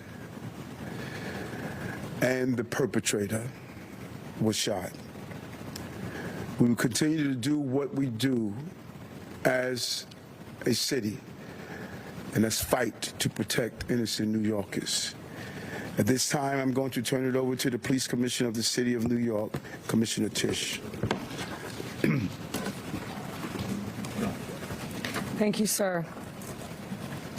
The information that I'm about to provide is preliminary and subject to change. At 6:28 p.m., the 911 call center started receiving multiple 911 calls for an active shooter inside of 345 Park Avenue at 52nd Street in Manhattan. What happened next is under an active investigation, and details are still coming in, but here's what we know so far. Surveillance video shows a male exit a double-parked black BMW on Park Avenue between 51st and 52nd Streets, carrying an M4 rifle in his right hand. He walks towards the building's entrance. That individual was seen exiting the BMW alone. The building's security camera footage shows the shooter enter the lobby, turn right, and immediately open fire on an NYPD officer. He then shoots a woman who took cover behind a pillar and proceeds through the lobby, spraying it with gunfire. He makes his way to the elevator bank, where he shoots a security guard who was taking cover behind the security desk. 1 additional male is shot in the lobby, per his own statement from the hospital. The shooter then calls the elevator, which opens in the lobby. A female exits that elevator, and he allows her to walk past him unharmed. He goes up to the 33rd floor, which is route and management, and begins to walk the floor, firing rounds as he traveled. 1 person was struck and killed on that floor. He then proceeds down a hallway and shoots himself in the chest. In total, we have 5 victims shot, our officer and 4 other innocent civilians, plus the shooter. The shooter is believed to be Shane Tamura, a 27-year-old male with a Las Vegas address. The vehicle he exited is registered in Nevada to Mr. Tamura. Inside of that vehicle, officers found a rifle case with rounds, a loaded revolver, ammunition, and magazines, a backpack, and medication prescribed to Mr. Tamura. The vehicle was searched by our bomb squad and found to be clear of any explosives. The initial investigation shows that Mr. Tamura's vehicle traveled cross-country through Colorado on July 26th, then Nebraska and Iowa on July 27th, and then in Columbia, New Jersey as recently as 4:24 p.m. today. The vehicle entered New York City shortly thereafter. According to our law enforcement partners in Las Vegas, Mr. Tamura has a documented mental health history. His motives are still under investigation, and we are working to understand why he targeted this particular location. 345 Park Avenue is a commercial office building whose tenants include the NFL, Rudin Management, KPMG, and Blackstone. At this time, 4 of the 5 victims are deceased, including our NYPD cop. Our officer was transported here to New York Presbyterian along with 1 male civilian, the lone shooting survivor, who is in critical but stable condition at this time. 2 other civilians, 1 male and 1 female, both deceased, were brought to Bellevue. The 4th civilian is a female who was found dead on the 33rd floor of the location. Additionally, there are 4 other victims being treated for minor injuries sustained in their attempts to flee the scene. Victims' names are being withheld at this time, pending family notification. Officers from our Special Operations Division are currently conducting a secondary sweep of the entire building. I want to be very clear. We believe this to be a lone shooter, and there is no longer an active threat to the public. But today, 4 innocent victims are dead. Among them is NYPD police officer Didarul Islam, 36 years old, 4 years on the job. Officer Islam was married with 2 young boys, and his wife is pregnant with their 3rd child. He's assigned to the 4-7 precinct in the Bronx. He was doing the job that we asked him to do. He put himself in harm's way. He made the ultimate sacrifice, shot in cold blood, wearing a uniform that stood for the promise that he made to this city. He died as he lived, a hero. I want to extend my profound sympathies to all of the victims and their families, and to the brave NYPD cops who today lost a brother. There are still many questions that we have to answer, and we will answer them. But for now, our city is in mourning for the innocent lives lost. May their memories be a blessing. Pat. Sorry. Oops, sorry. Patrick Hendry, president of the PVA. This is a devastating night for our city, for our police department. Pure evil came to the heart of our city and struck innocent people. And one of our police officers who were protecting those people. We lost 4 people tonight in our hero brother who gave his life for this city.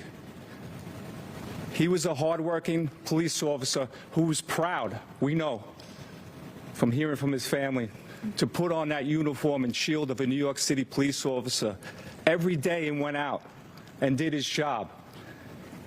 And he went out every single day to provide for his family, whether it was overtime or whatever he had to do to provide for this family. That's what he did on a daily basis. And his family is devastated. A wife losing a husband who provided for that family. A father who's not going to see his son again. And our hearts of every New York City police officer right now is hurting. We're hurting for our brother police officer who we lost. We're hurting for that family. We're hurting for all the victims and hurting for all the families of the victims. And we're all asking, why?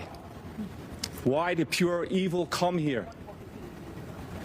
And we know our police department and our law enforcement partners will work tirelessly to get those answers.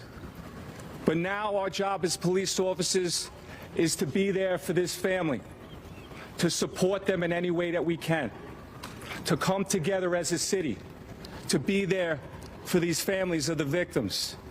And we will continue to do that, because that's what New York City police officers do. And we're going to continue as police officers to go out and protect this city, because we know that evil can strike at any time.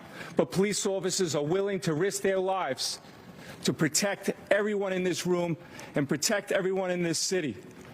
So we ask all New Yorkers to pray for our police officers' family, to pray for all the victims and their families. And we need to stand united going forward. We thank you for covering this story. Yeah, we are also joined by our federal partners from the ATF and the FBI. I want to give an opportunity to our partner in the FBI, a special agent in charge of the New York City Fields Office, Chris Rea. Thank you, Mayor. First off, on behalf of all the men and women of the FBI, I'd like to extend my deepest condolences to the victims of this senseless tragedy. And also personally, I want to extend my condolences to the police commissioner. And just please know, ma'am and Mr. Mayor, that you have the full force of FBI New York and the full force of FBI to get to the bottom of the answers. Upon learning of the incident this evening, FBI agents immediately deployed to the scene to assist our NYPD partners. While this remains an NYPD investigation, the FBI's New York office stands ready to provide any and all resources to assist our partners. Initial checks of our internal systems have not revealed any information about the subject. But when and if more information becomes available, we will share what we can, when we can, with the public. Thank you. Okay, we're going to do some on-topic questions, folks. On the CNN, please. Just a quick question about the police officer. When he was standing in the lobby, did he have a chance to fire his weapon at the shooter, or was it completely empty? And also, when the shooter got to the floor, approximately how many people were on that floor and what were they doing? All of this information is under active investigation. Videos are being reviewed. And as this investigation continues to unfold, we'll be able to answer those questions. But right now, it's an active investigation. Commissioner, if you could just talk about, he was working paid detail there. People might not know what that means. And was he the only officer working that paid detail there? I believe that there were 2 officers in the building working paid detail assignments in different parts of the building. And what is that if people, may say he's on his day off working in uniform? Paid detail is a program that we have set up at the police department that allows companies to hire officers in uniform to provide extra uniform security. Commissioner, did she baseline interviews with witnesses? Did she say anything at all? And secondly, did he leave behind any manifesto, any writings or I already described what we found in the vehicle, and it's too early in the investigation to discuss anything more.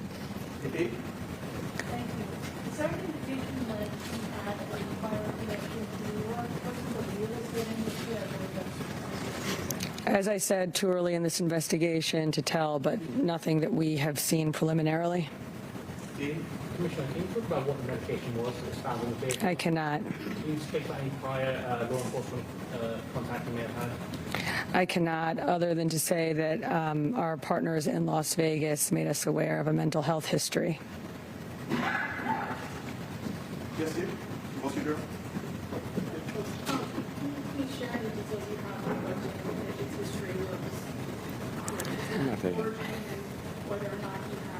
Just what I said already. It was an M4 rifle, and we also found a revolver in the vehicle with ammunition and magazines. He did have a license in the state of Nevada. Your one? Was there any intelligence in the briefing that the police was that risk beforehand? At this time, it's too early in the investigation to tell. Thank you very much.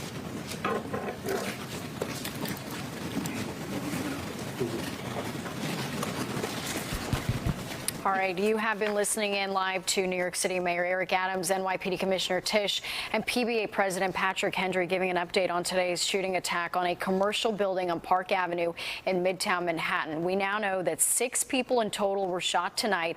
That includes a gunman. 4 people are dead, including NYPD officer Islam, 36 years old, a husband and a father, a 3.5-year veteran of the department, an immigrant from Bangladesh who loved New York City.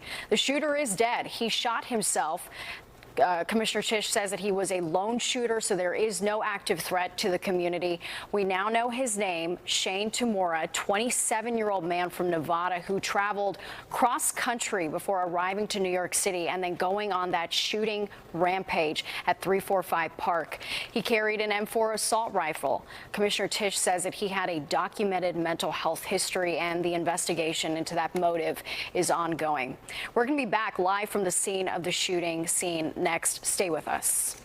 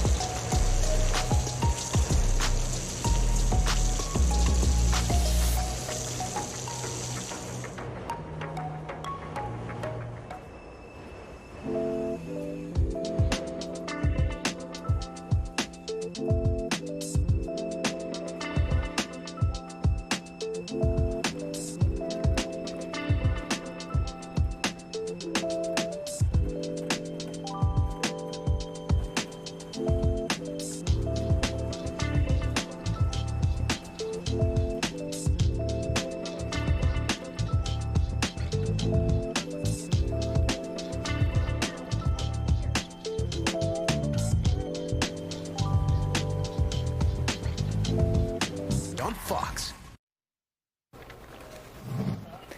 We continue following the big story tonight. 4 people are dead, including an NYPD officer. A man seen here armed with an assault rifle walking into a commercial office building before opening fire, causing the horrific, senseless crime. This is Fox 5 continuing coverage of the shooting in Midtown Manhattan. Welcome back to the 10 o'clock news. I'm Natasha Verma.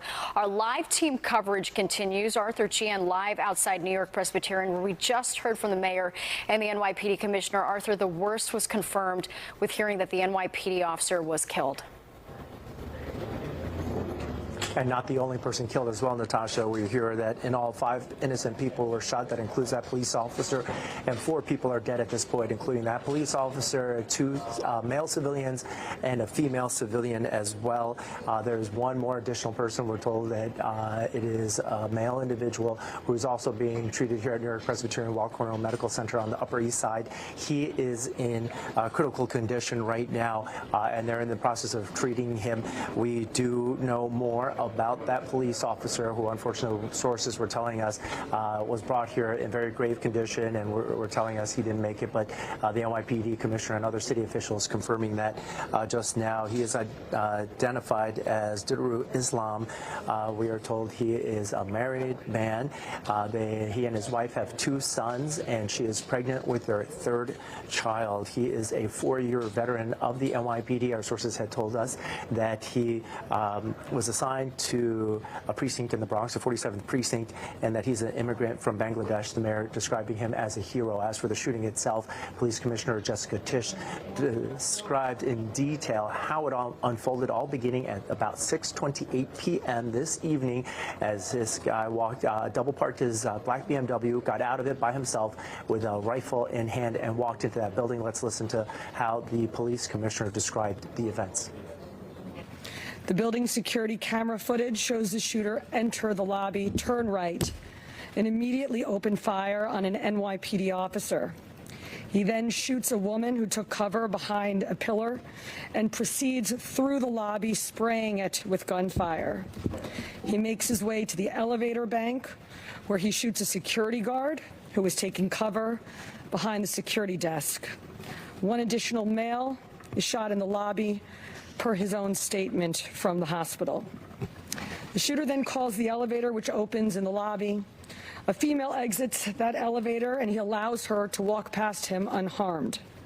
He goes up to the 33rd floor, which is route and management, and begins to walk the floor, firing rounds as he traveled. 1 person was struck and killed on that floor. He then proceeds down a hallway and shoots himself in the chest. We believe this to be a lone shooter, and there is no longer an active threat to the public. Officer Islam was married with 2 young boys, and his wife is pregnant with their 3rd child. He's assigned to the 47 precinct in the Bronx. He was doing the job that we asked him to do. He put himself in harm's way. He made the ultimate sacrifice, shot in cold blood, wearing a uniform that stood for the promise that he made to this city. He died as he lived, a hero. All right, you heard the police commissioner, Jessica Tisch, describe those events. One of the victims who was killed was a woman on the 33rd floor of that building. We've all been asking why that building was targeted. We don't have a full answer yet, but the police commissioner saying that that office on the 33rd floor belongs to Root and Management, which is a prominent real estate company here in New York. Exactly how that folds into this, we're going to find out. The gunman has been identified as Shane Tamura. Worth pointing out that officials here said that he had 2 weapons on him, not just that AR-15 style weapon, but a handgun as well, which he used to take his life. But again, there's 1 person in critical condition and 4 victims dead. And on top of that, the gunman as well. That's the latest from here on the Upper East Side. We go back to you, Natasha. And he traveled across the country to come out to New York City to carry out this horrific attack. It truly is just heartbreaking and senseless as this investigation continues. Arthur, thank you so much. We want to go back out to Linda Schmidt on the scene. Linda, still a very active scene despite this happening earlier tonight, but I imagine much calmer than when you were out there around 6:30. Oh, absolutely, Natasha. It is much calmer out here now. A huge sense of relief that this is all finally over. But people distraught over the fact that 5 people have lost their lives, including a New York City police officer. It's unimaginable. And as the mayor just said, no words can describe the act of evil the evil that happened here today. And one of our colleagues, Matt Onimus, he was just leaving work and just happened to stumble onto the scene, and he looks up and he sees people running toward him, and he said the fear was on their faces, and he's looking around trying to figure out what's going on, and then he was catty-cornered from the building, and he could see NYPD officers up against the building, multiple officers with their guns drawn, and he heard some of the gunfire from inside the building. And then he saw several police officers carrying what he thought was the body of a New York City police officer and running his body out of the building and racing it to an ambulance. At the time, we thought it was an NYPD officer, and now, as a result of that press conference, the police commissioner and the mayor confirming that it, in fact, was the body of an NYPD officer who was doing some work at this office building that houses multiple different businesses, including financial businesses, Rudin Management, which is a real estate company, the NFL, and most of the businesses in that building then sending out alerts notifying their employees to shelter in place. So the fear that gripped the building and a 4-block area of New York City today, it was frightening. Watching people running all around, not understanding what was happening and fearing for their lives, and the NYPD doing its best to protect the public as well as the media out here on the streets. And of course, our prayers go out to the families of all of those who lost their lives today. It's just awful. Truly. Back inside to you. Absolutely. All right, Linda, thank you so much. And our breaking news coverage continues online with the free Fox local app. In other news, dangerous heat gripping the tri-state. Audrey is next with the forecast.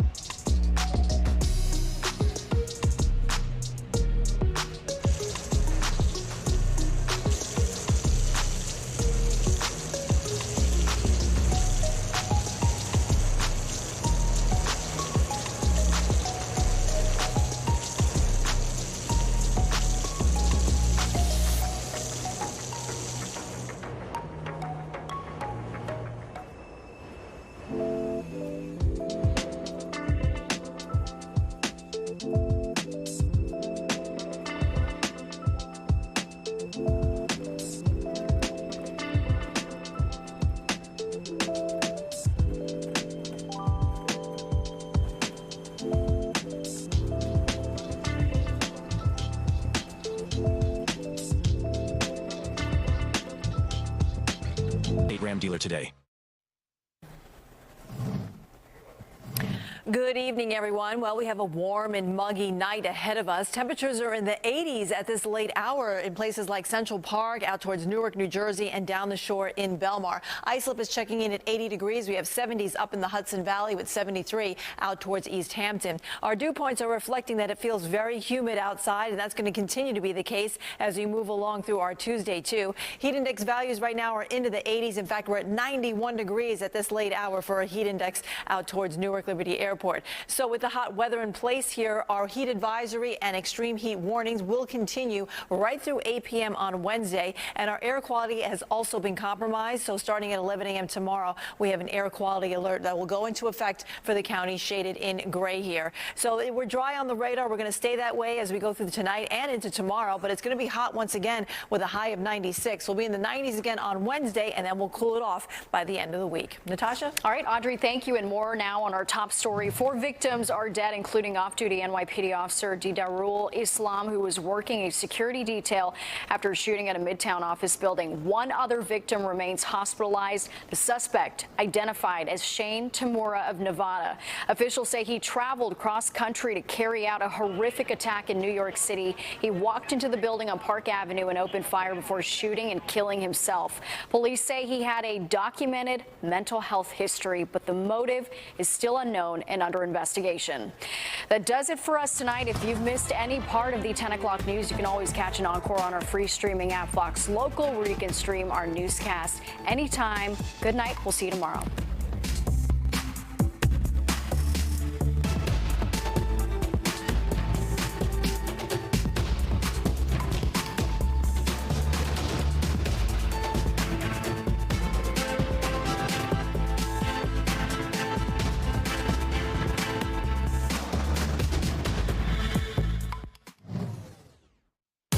From Fox 5, it's time for a good night, New York. We're coming in hot and coming in dancing. Good evening, I'm Crystal Young. And it's only Monday. Wait till Friday. What's up? I'm Ryan Christopher. That's right in the middle of a public square like this. You know what happens? We're supposed to it's either fight or flight, right? That's what we're programmed to do. Unfortunately, when most people see something like that is so outside the frame of their daily experience, they freeze. They do. A perfect example of that is you see what happened in the Fort Lauderdale airport attack. It was a shooting at an Apple store up in Albany in 2019. Yep. So that's part one.